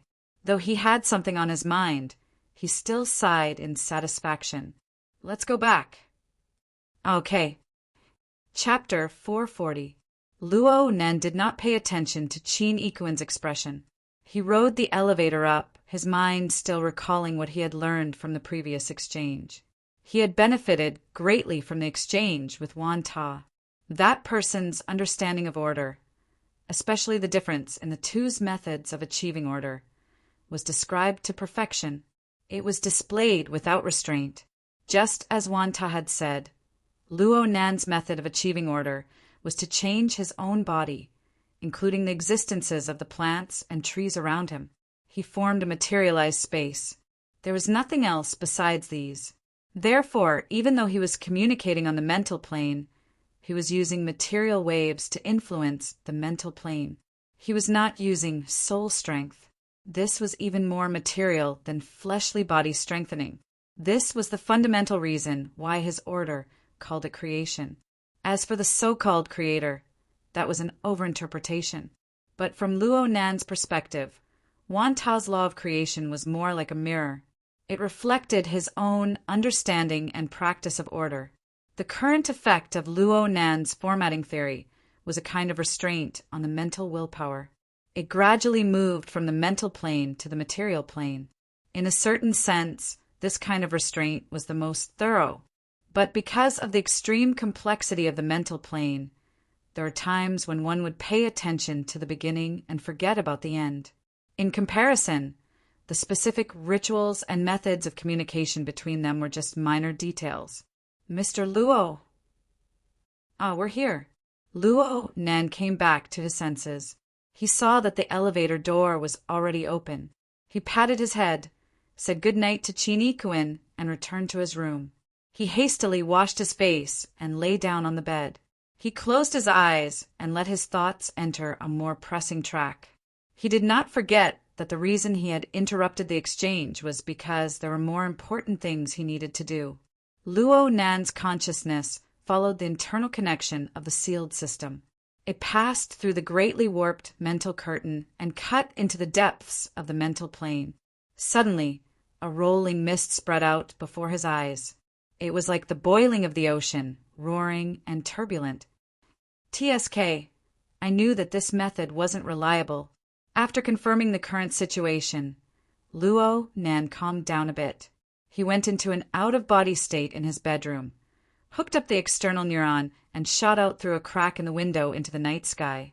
Luo Nan's soul body arrived 10 kilometers away in the wetland jungle of Acumen College in the blink of an eye. He locked onto the building of gear and flew down. Another 10 seconds passed, and Luo Nan entered the cloud world. The scene from the Wraith Sign's perspective just now was happening in front of him in an even more frenzied manner. Amidst the suddenly amplified noise, a huge amount of clouds and ice crystals swept past like an uncontrollable tsunami, displaying the worst side of the cloud world. Luo Nan floated in the air, his soul cloak fluttering and swirling. He continued to interfere with the surrounding material world. This could be considered a brief warm-up. Luo Nan had already locked onto his target at this time. It was within the turbulent clouds, 20 kilometers away. A mushed-mouth ape flew as fast as lightning, but it also showed rare signs of panic and pain. It let out an ear-piercing screech as it flew at high speed. Its body kept twisting as it tried to shake off the bindings on its body. As for the binding, it was the Wraith Sign. It's only been a few days, and you've already created such a scene for me. Luo Nan was complaining, but he was actually quite excited in his heart. Ever since he discovered and entered the cloud world, he had always been tossing and turning, searching in the thick clouds, playing hide-and-seek with those mushed-mouth apes, but this world was really too big and too strange. He didn't find any traces left behind by his parents. He also didn't find Snake Tongue's shadow. There was no way for Luo Nan to be satisfied with this sort of progress. Things finally changed for the better when the Wraith Sign entered, even though this was the result of the fellow not doing proper work. The mushmouth ape that lived in the cloud world was an extremely terrifying predator, and the Wraith Sign was one as well. The Wraith Sign was able to coexist peacefully with the mushed-mouth apes for the past 10 days under Luo Nan's constraints. But as Luo Nan's energy was constantly diverted by other matters, this fellow finally began to run wild. For days ago, the Wraith Sign used its powerful hunting instincts to silently lock onto this mushed-mouth ape. It used the polar domain to use an inconceivable method of infiltration to unwittingly lock onto the lifeline of this mushed-mouth ape. Then it exerted its strength today. The Wraith Sign's originally incorporeal body had already become indistinct and visible due to it being infinitely close to the material plane. Most of its body sunk into the back of the mushed-mouth ape. It greedily extracted the energy and blood of the mushed-mouth ape, transforming it into the nutrients it needed. Without a doubt, this marathon hunt had reached its end. The Wraith Sign bit into the throat of its prey and began to reap the harvest. But like all nature documentaries, this primitive and wild hunting operation had a very high probability of failure. Since the mushed-mouth ape's energy and blood was extremely vigorous, the transformation required a certain amount of time. The Wraith Sign seemed to be in control of everything right now, but it was actually at its weakest. It was infinitely close to the material plane, which meant that normal methods could strike it. The Wraith Sign was alive and well right now because it had effective control over the prey beneath it. But this control was unable to affect the other mushed-mouth apes. Right now, the prey beneath it shrieked in pain and the turbulence brought about by its high-speed flight. The other mushed-mouth apes had already received the relevant information. Even though they didn't have any kinship with each other, a few nearby mushed-mouth apes gathered over out of curiosity. The mushed-mouth apes' attack methods could cover the material plane and the mental plane at the same time. It could even blast all the way to the abyssal region on the mental plane.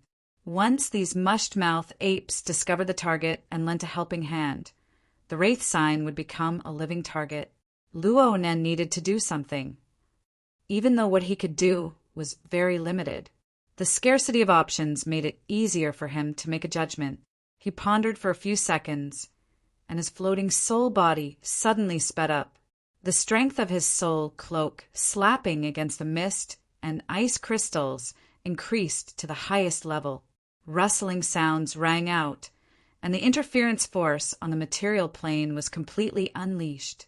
At the same time, he expanded the range of his mental senses to the limit. One by one, he locked onto the mushed-mouth apes that surged over from all directions.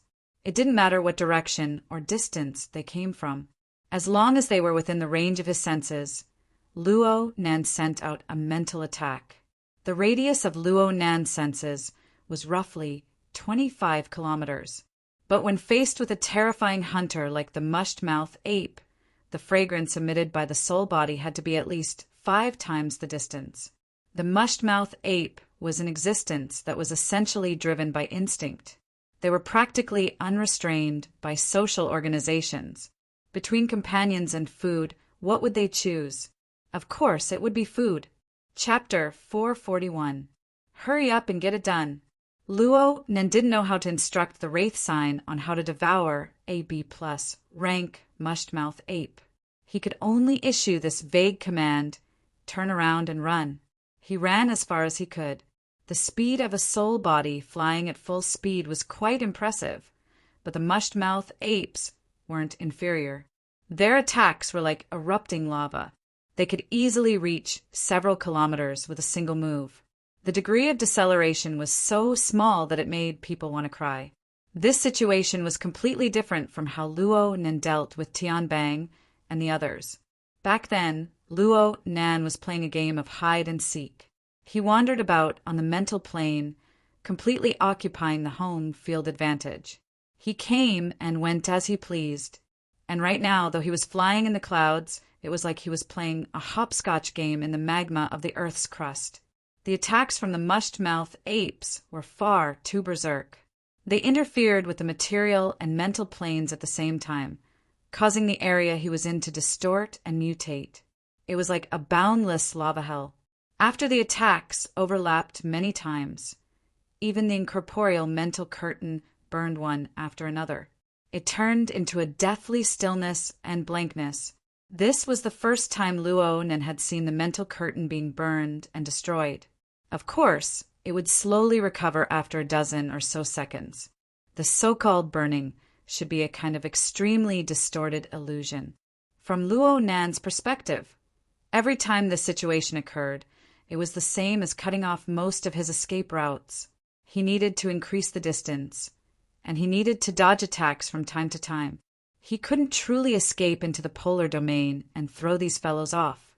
He was truly at a loss. He was in an extremely sorry state.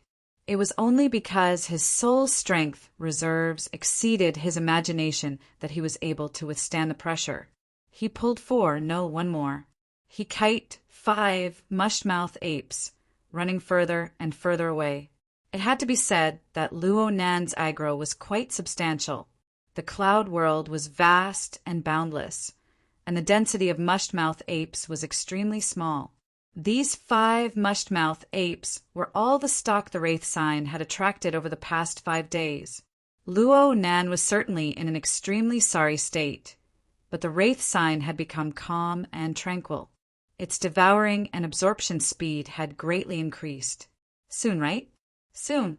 Luo Nan was forced to his limits after being besieged and attacked by several mushed-mouth apes. He no longer had the energy to divert his attention to the side. He was simply unable to grasp the situation far away. He didn't have any thoughts of sacrificing himself for others. He had already set a bottom line before he made his move. As long as he felt he exceeded his limits, he would escape into the polar domain regardless of whether the wraith sign succeeded or not. He would first protect himself. This note arrived very quickly. Luo Nan didn't know how much time had passed. All he knew was that he had finally reached his limit after an incomparably long chase. The combined attack of the 3 rotten-mouthed apes had burned away all of the obstacles around him. His spiritual plane had completely turned into an invisible volcano, forcing him to dive into the deepest part of the polar domain. Only then could he avoid the impatient fire poison that directly pierced into the depths of his soul. He ran out of the dead zone in a sorry state and out of the clouds several hundred kilometers away. Those mush-mouth apes had long since disappeared.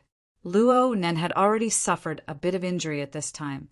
In the depths of his soul body there was a burning sensation, and he did not know where the problem was.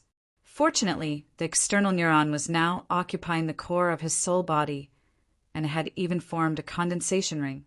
As the mental and physical planes interchanged, the heat and dryness were expelled bit by bit. This process was extremely slow. Luo Nen estimated that he spent nearly 2 hours in order to dispel most of the fiery energy. Though the remaining energy was still being channeled, he was worried about the time issue in the outside world. He didn't dare to stay for too long. He wanted to go back and deal with it. Only now did Luo Nen have the leisure to pay attention to the wraith sign. Well, no matter what, this guy wasn't dead yet. Now it slept? This was Luo Nan's first time seeing the sleeping appearance of the human-faced arachnid, and the place it slept in was very odd. Right now, the wraith sign's figure was half incorporeal and half incorporeal. It lingered in the boundary region between the mental and physical planes. However, it looked quite safe because it was hidden within the body of the mushed-mouth ape. The snake swallowed the elephant. It did not swallow the elephant, but instead formed a strange parasitic relationship. The mushed-mouth ape's blood energy was far too thick. This was a powerful life, form comparable to a B+ rank. Even if the wraith sign absorbed it in an unending stream, it would not be able to digest it all in a short amount of time. In this way, the mushed-mouth ape had the wraith sign within its body, and the blood-soul temple was within the wraith sign's body. The levels were clear. However, the flow of the blood energy within the mushed-mouth ape really needed to be studied in detail. Luo Nan was suspended in the depths of the mental plane, and he let out a breath of relief. It was only now that he was convinced that he was able to escape unscathed from the joint attack of 5 mushed-mouth apes comparable to a B+ rank. Well, these beasts were a bit lacking in intelligence, and he had suffered a bit of injury as well. Even so, this was an accomplishment he could be proud of. The mental plane, surging with a myriad of curtains, was truly his home ground. He decided to quickly rendezvous with the wraith sign. His mind naturally expanded, and the mental plane interweaved with the living starry sky to determine a new direction. The living starry sky changed endlessly according to the surrounding environment. Only his core star domain and the believers that revolved around it always existed. They formed the basic structure of the closed system of formatting theory. Why was there an extra piece all of a sudden? Within the living starry sky, a bewildering yet real nebula appeared within Luo Nan's system. It revolved around the periphery of his core star domain. There was no doubt that it had already entered the range of society formatting that Luo Nan could control. However, due to the influence of its own chaotic order frame, its structure was still somewhat fuzzy. That's right, the wraith sign should have already controlled the mushed-mouth ape. Then, from a system perspective, Luo Nan suddenly came to his senses. His telepathic thoughts seeped out, and several hundred kilometers away, the dispirited and listless mushed-mouth ape suddenly opened its fierce eyes. It was a bit confused, but it was extremely quiet. It was quiet like a wooden puppet. Was this for real? Luo Nan's soul body was infected with the habits of his fleshly body once more. He gasped in response, and then he issued an order from a distance. "Turn around." The mushed-mouth ape hesitated slightly, but a tenth of a second passed before its enormous body, which was over 6 meters tall, turned around. "Raise your left leg." There was still a moment of hesitation. Then this vicious creature really did a golden rooster standing on one leg, and it maintained this posture. Punch. Jump. Fly. The mushed-mouth ape's reactions varied in speed, but in the end it would carry out Luo Nan's orders without any discount. Luo Nan gradually came to understand. The mushed-mouth ape's hesitation was actually an interpretation of his telepathic thoughts.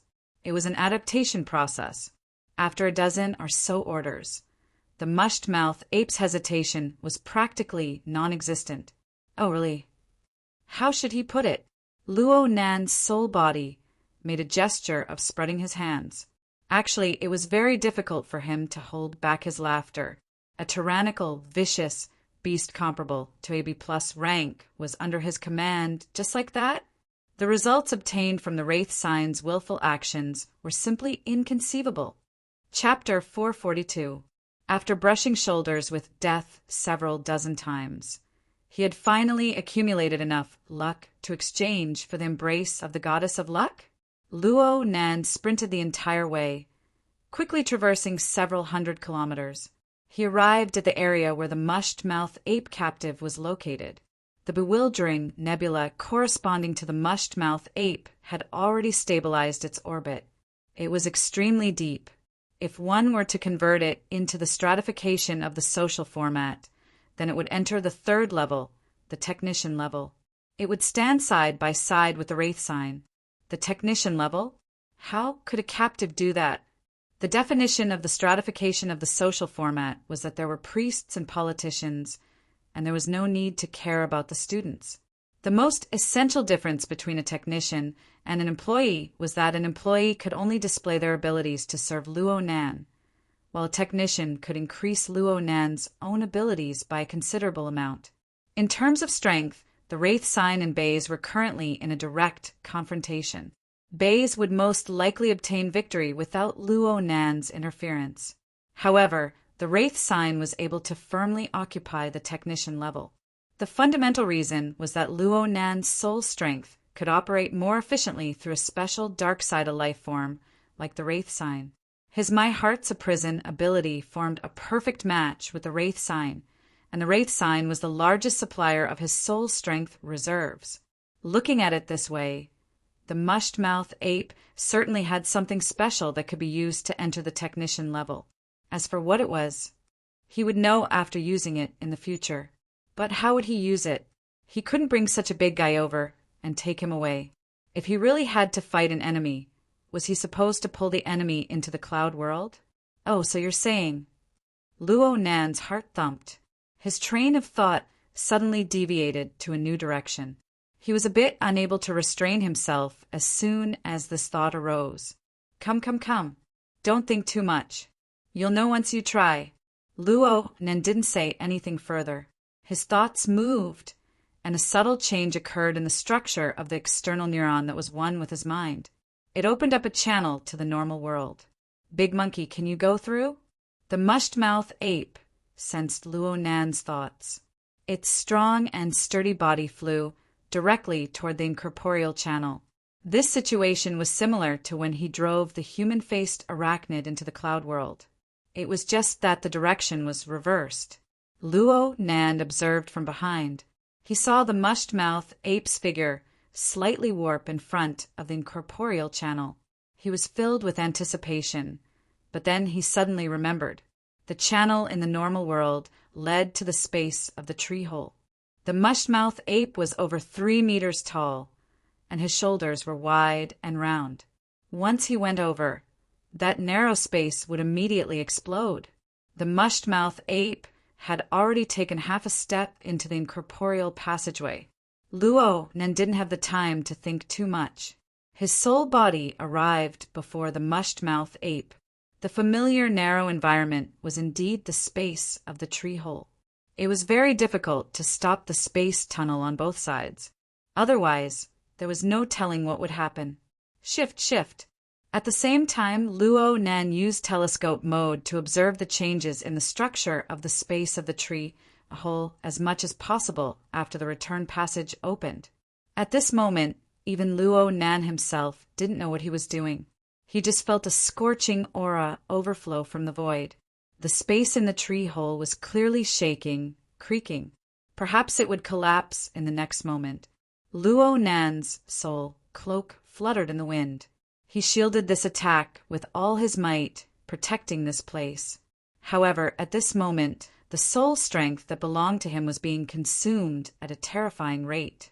This was the first time ever since Luo Nan possessed this excessive amount of soul strength. This was the first time such an astonishing leak had occurred.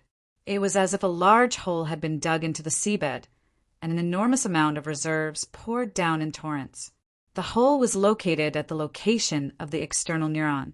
The external neuron was the key to opening the world tunnel. The condensation ring structure was the external neuron, but a special structure would naturally form in the hollow region of the ring when the world tunnel was opened. The scale was far too small, exceeding the limits of Luo Nan's senses. He never knew the specific circumstances. Perhaps it was due to the effect of Luo Nan's intense willpower, but the external neuron, which was connected to his mind, used a special method to warp the key structure in the hollow region. The key structure trembled and changed within a certain range. Every time it trembled, a large amount of soul strength was burned and consumed. However, there were even more marvelous fluctuations that covered the mental and material planes. The distortion spread to the normal scale of the external environment. The enlarged, distorted structure vaguely corresponded with the space of the tree hole observed through the telescope. Another opening. Luo Nan didn't have the time to think too much. His soul body leaped out of the tree hole and directly smashed into the swamp lake outside the withered tree sandbar. A second later, the calm surface of the water rippled and boiling bubbles rushed up. If someone was underwater at this time, they would probably piss their pants. Behind Luo Nan was a malevolent demon. Only its face and a small portion of its shoulders were exposed. Its body was covered in a layer of magma-like flames. Water vapor rose from it as it struggled and roared. It seemed as if it could charge out at any time, but it also seemed as if it could be cut in two by the ruptured door at any time. The water near Luo Nan's soul body actually had over 1,000 mental curtains that were intensely warped. They were linked to the material plane, and the external neuron was the core. The key structure was projected onto the normal scale, forming an incorporeal and unstable door. In this way, the space tunnel could temporarily exist independently from the space of the tree hole. However, after abandoning the fixed exit, the benefit of nearly zero consumption came to an end. The area where the mental and material planes converged had an enormous degree of warping, and the energy consumed was astonishing. As the sole energy provider of the external neuron, Luo Nan's accumulated soul strength had already fallen by 2/3 in a short second. This was an instantaneous drop that had never happened before. The rate of decline was very frightening, but if he could realize his expectations and deliver a B+ rank vicious beast to him, it would be worth it. However, reality was always more bony than ideals. This won't do. I won't be able to deliver it. Luo Nan sensed both sides at the same time. He knew that the cloud world and the normal world were connected by a crack that could transport objects, but the volume and weight of the object were not important. What was truly troublesome was the influence it had on the framework of the world order. To move the rotten-tail ape over, the gravitational force on the other side would become extremely astonishing. It was like 1,000 incorporeal ropes and chains binding it. Luo Nan had already squandered away the little bit of flexibility it had left. He could forcefully continue, but from this point on, every time a small part of its body was pulled out, the consumption would increase exponentially. Looking at the enormous body of the rotten-tail ape, which was over 6 meters tall, Luo Nan's most robust accumulation of soul strength was only able to satisfy 1/10 of the requirements. Right? This was the result of not including the consumption of opening the unfixed passage. In other words, even if Luo Nan could shrink the rotten-tail ape by 10 times and perfectly fit it into the space of the tree hole, it would still be impossible to come over. The only good news right now was that the external neuron's energy consumption optimization was done very well. As long as this degree was maintained, the consumption of maintaining the space tunnel across the world was barely acceptable. He could bring this half of the vicious beast's body to come and go as he pleased. What the hell? Luo Nen originally believed that it could appear as a super profound meaning, but now it looked like it was just a remnant move. Demon summoning, remnant, roar of the rotten mouth ape. Luo Nen looked straight at the sinister and ugly face. He lost the courage to even imagine the thought of relying on this thing to deal with powerful people like Tian Bang. Chapter 443. Darkness still covered the forest. Most of the living beings here were still in deep sleep. Only a few small nocturnal beasts by the lakeshore noticed the abnormal churning surface of the water in the center of the swamp lake. They let out low roars of unease, creating a bit of noise. But that was all. A dim red light flickered faintly beneath the surface of the lake. But after a few seconds, both light waves and water waves returned to tranquility. This is barely enough.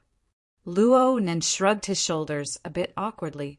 His soul body, which could sufficiently interfere with the material world, felt no different from his fleshly body when he moved. And because of this, he was able to fully feel the blazing aura spreading from behind him.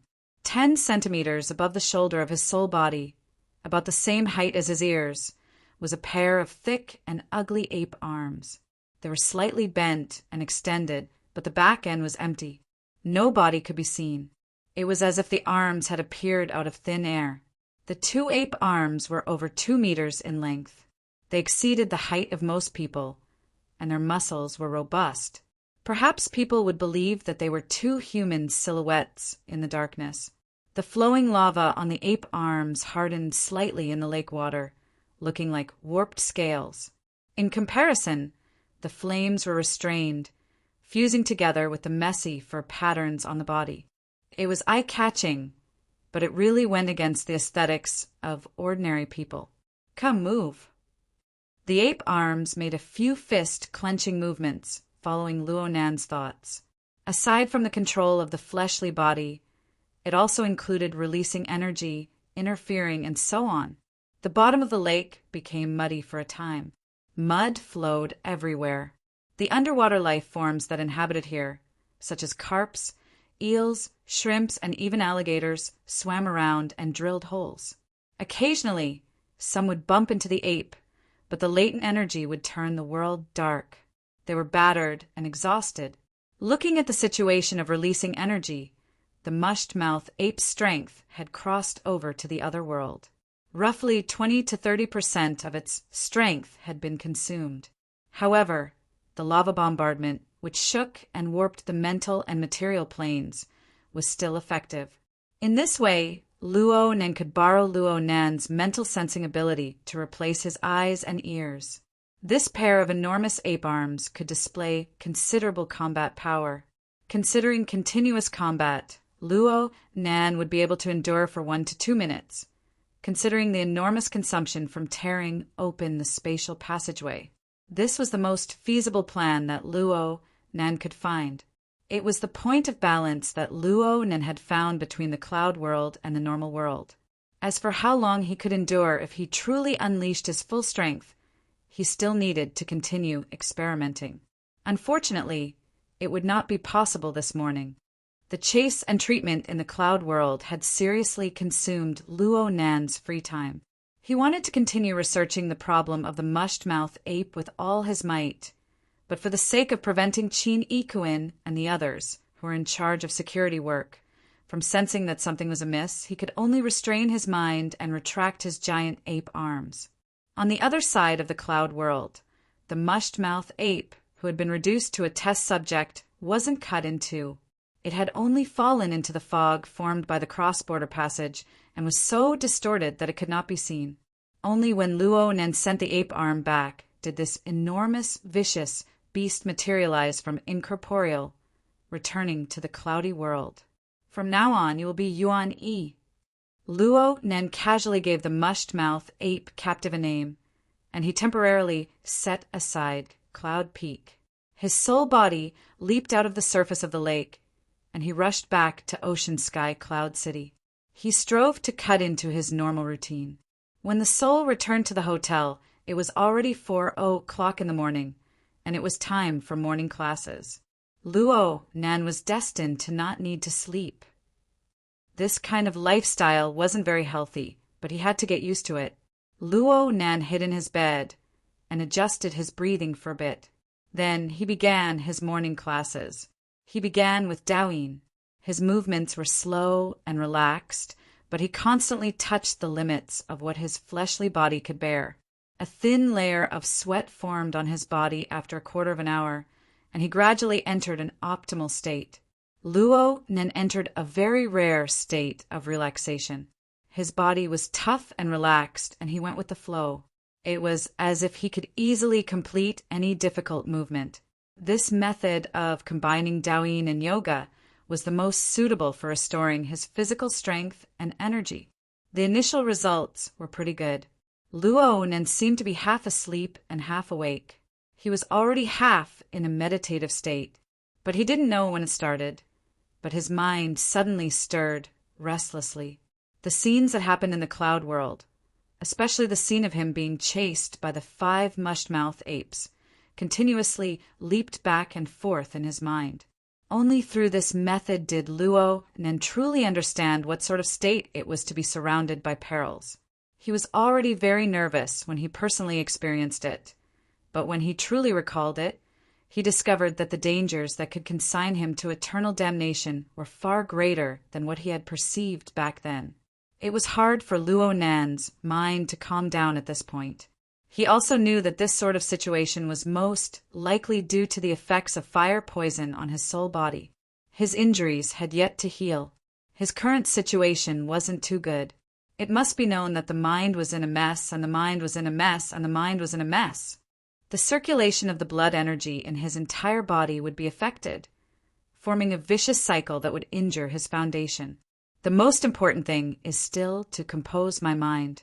Jim Master Xiao once said that it's hard to be calm in the midst of stillness. I should seek to be in motion. I still have a place to start. Luo Nan's mind changed, and he no longer forcefully restrained himself. A strand of thoughts of divinity naturally followed one of the most profound trajectories in recent times. It revolved and transformed. In the blink of an eye, a transparent bead of water condensed in front of his forehead out of thin air. Luo Nan's method of achieving stillness within motion was the dripping sword. The amount of effort Luo Nan put into the dripping sword over the past 10 days or so wasn't any less than what he put into the cloud world. After all, this was the most effective method for him to consume soul strength. Of course, just now, the demon summoning that forcefully dragged the mushed-mouthed ape into the real world had successfully replaced the dripping sword's pouring milk mode in terms of consumption and speed of consumption. In the future, he probably wouldn't have to worry about the diseases of wealth, such as the imbalance of his body and soul. And on the other hand, the value of the dripping sword was far from being able to be encompassed by the term pouring milk. It was an extremely mature and perfect method. Whether it was to face an enemy or to cultivate, it could give rise to countless transformations. It was extremely malleable. Moreover, it involved the structural changes of the neurons in the outside world, their functions, and the interference effects of the soul body. It looked simple at first glance, but it was boundlessly profound when examined in detail. Luo Nan wouldn't slack off in his practice of the dripping sword, no matter what. Luo Nan discovered as soon as he got his hands on the demon summoning that the process of creating and controlling the dripping sword was like turning a large flame to a small flame when cooking. Some minute changes in the control of the flame were contained within. As the water droplets appeared one after another before his eyes, the condensation ring structure that had condensed out of thin air was like a mirror. It reflected the various minute flaws that flowed through his mind. The injuries caused by the combined attack of the mushed-mouth ape had some areas that weren't recovered properly. But after the condensation ring and a few auxiliary structures were molded and combined, several hidden injuries that had nearly been missed were discovered. They were slowly drained and recuperated. Luo Nan continued to improve. Luo Nan thought of the words that Jim Master Xiao had once said, "One is civil, one is martial." Tension and relaxation have their own paths. That was probably it. Luo Nan gazed at the dozen or so water droplets arranged in a row, and he suddenly slapped his forehead. He activated the recording function of the hexa ear to record the entire process of cultivation. He did this because he needed to be completely focused when forming the dripping sword. Sometimes he clearly knew that a flaw had appeared, but it was hard to keep track of it. With the recording, he could review the process in time. It was beneficial for him to adjust his progress. Complete concentration, repeated practice, video review, and guidance from a famous teacher. Luo Nan practically possessed all of these requirements needed for precise practice. Naturally, his progress was godly. Luo Nan tested it out, and the recording function was turned on. Only now did he truly begin to practice. His training method was like an assembly line. First, he concentrated his energy on creating the core structure, the condensation ring. He created the maximum number of condensation rings within a preset amount of time, ranging from 100 to several hundred. Then, he began to add auxiliary structures to each condensation ring to form the complete dripping sword. Finally, he counted the number of complete dripping swords that remained.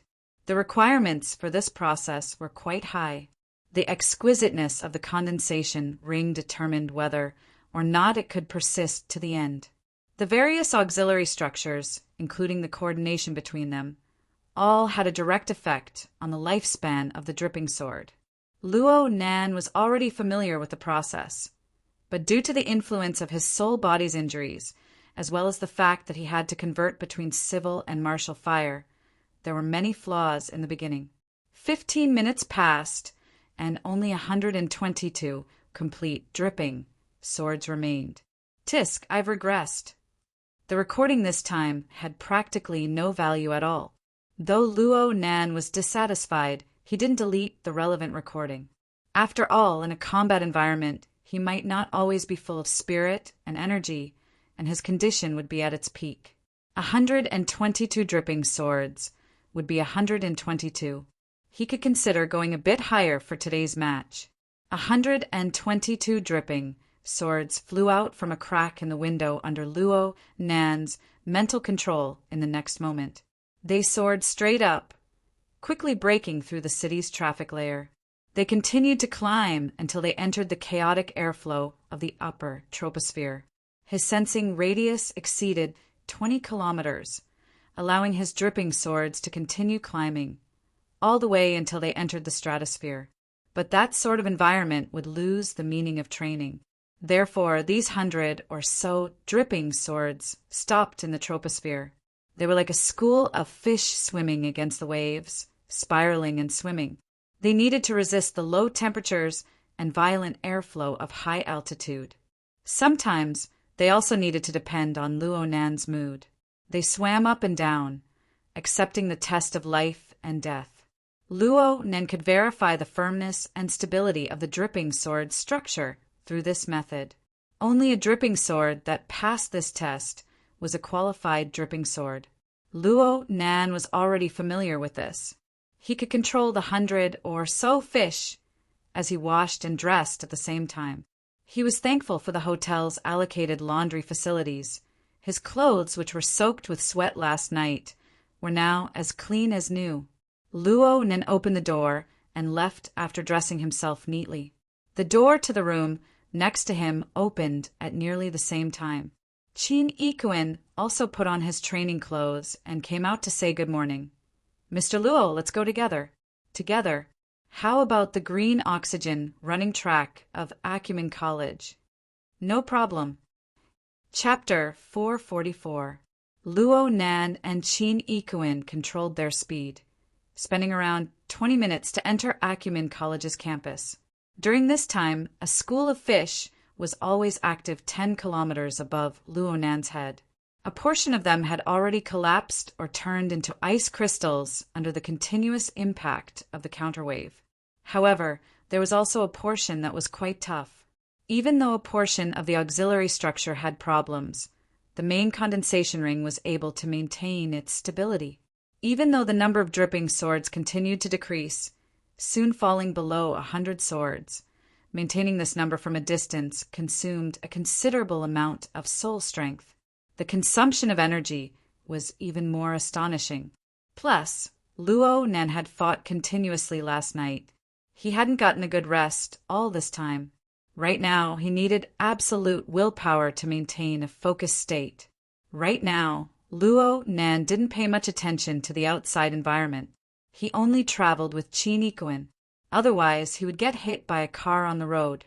It would be very difficult for him to safely walk to the green oxygen track. In the following time, Luo Nan circled the track around the campus for around 10 kilometers. The dripping swordfish in the troposphere had been thoroughly inspected by the high-altitude turbulence and low temperature. All the defective products were eliminated, leaving only 10 swords in the end. Luo Nan was able to persist until this moment. Every single dripping sword, every single link on the dripping sword, including the main body and the auxiliary links, had reached a level of perfection in Luo Nan's cognitive level. Perhaps the condensed water beads were fragile, but their core structure and auxiliary structure were as stable as boulders. Unless Luo Nan broke off the support for them, or if the troposphere suddenly erupted with extreme weather such as a violent blizzard, they could completely persist there for 10 days to half a month and still maintain their structure intact. The success rate has dropped a bit, but the number of survivors is more or less the same. Luo Nan was quite satisfied with the results of today's morning exercise. Right now, a mere 10 dripping swords were no longer able to consume his soul strength. The long period of concentration swept away the restlessness brought about by the poison of fire. As his mind relaxed, the large production line of the living starry sky began to display its might once more. It produced an unending stream of soul strength, rapidly replenishing its reserves and increasing its accumulation a step further. His exhausted energy was gradually restored. Luo Nan let out a long breath. The breath formed a meter-long air arrow in the cold, early winter air. It pierced through the air, traveling 7 or 8 steps away. It looked rather mysterious and colorful. At this time, there happened to be 2 young women who got up early for their morning jog. When they saw this scene, they exclaimed in surprise. One of them wore smart contact lenses. She blinked and captured the scene.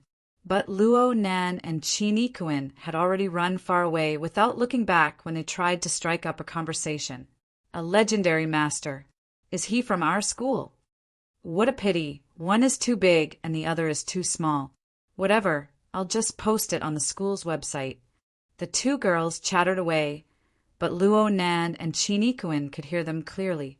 The latter praised softly, exhaling qi like an arrow, gathering and not scattering. Mr. Luo, your internal cultivation technique is progressing at a godly speed. Well said, Headmaster Xiao. This is also the result of interference force.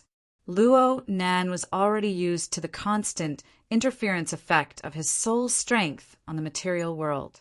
This was not only the case when his soul was in an out-of-body state, but it was also the case when his body and soul were present.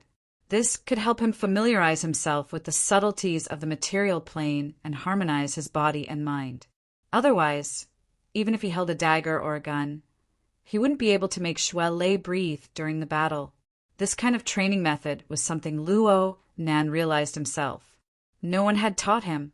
However, Luo Nan found a bit of theoretical support after his exchange with Wan Ta last night. According to Wan Ta's law of creation, the order differed from person to person. People needed to have a keen perception of the internal and external environment. They needed a kind of long-term contemplation of the internal and external harmonization of the body and mind. From this point of view, Luo Nan's path was correct. He couldn't help but sigh. Sure enough, cultivation still needed to communicate with people. He could see the road ahead, clearly. After running another 2 or 3 kilometers, Qin Ikuin was a bit baffled. Mr. Luo, is your school this lively every day? Huh. Luo Nan followed Qin Ikuin's line of sight. His gaze pierced through the evergreen plants to the side of the green oxygen track and cast towards the nearby plaza. He saw people surging over there, signs waving in the air. There were at least 300 to 400 people gathered there, and there was an endless stream of people pouring in. The two were both ability users with sharp eyes and ears. They could see from afar that the signs over there had words like truth, transparency, and so on. Maybe the school did something stupid again. Luo Nan wasn't interested in this sort of thing at all. He continued to run forward. But there was another stream of people a few hundred meters away. It was a group of roughly 20-year-old young men and women. They whistled excitedly and waved signs as they passed through the long hallway. Hey, it seems like the scene is getting bigger and bigger. Luo Nan was curious as well.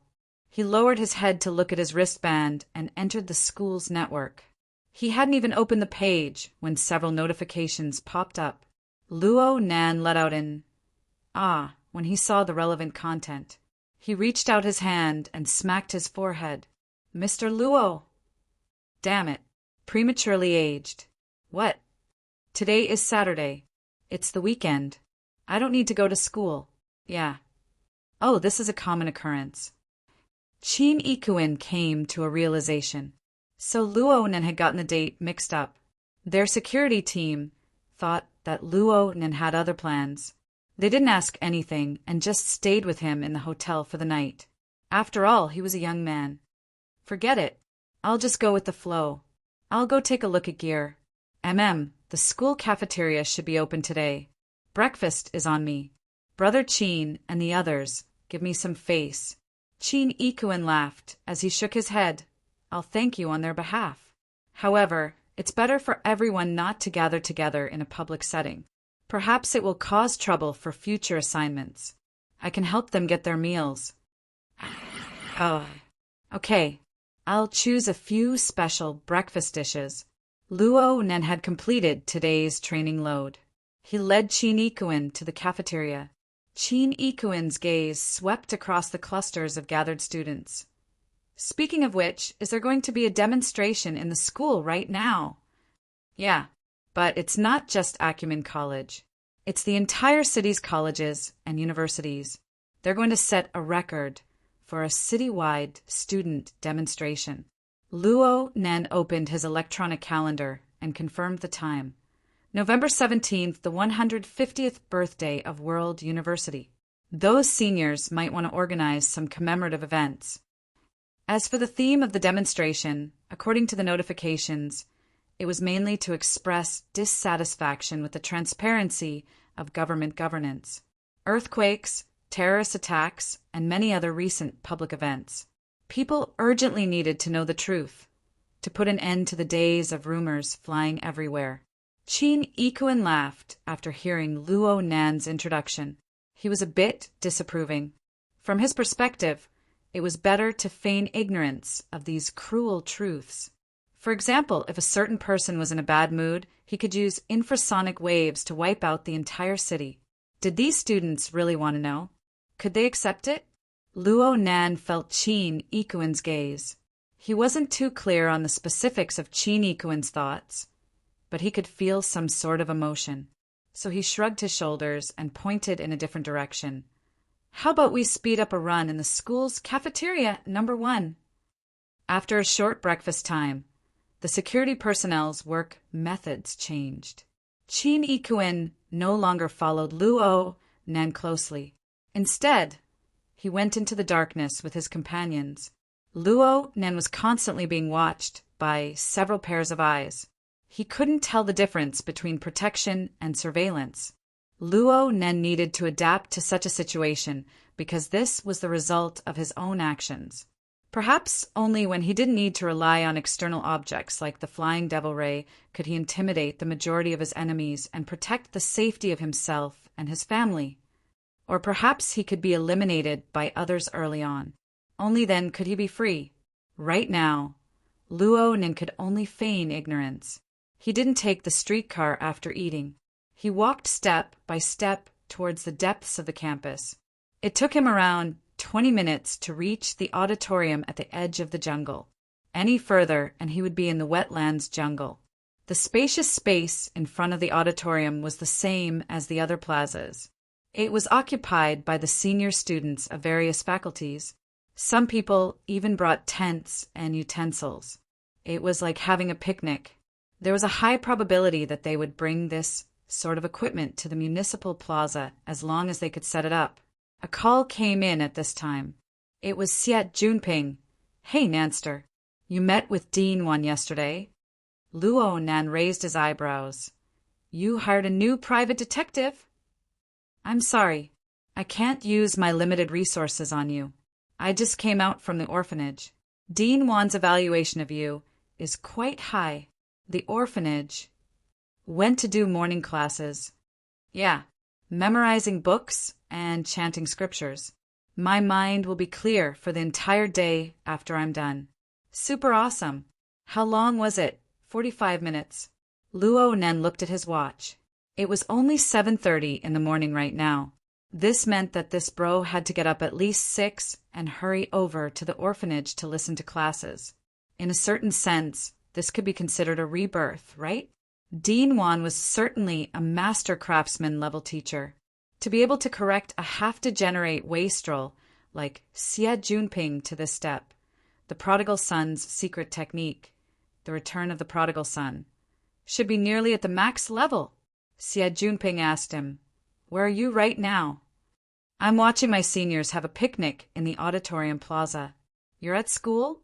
You're also participating in today's parade?" "Sorry, I'm not that old. I'm not that bored either."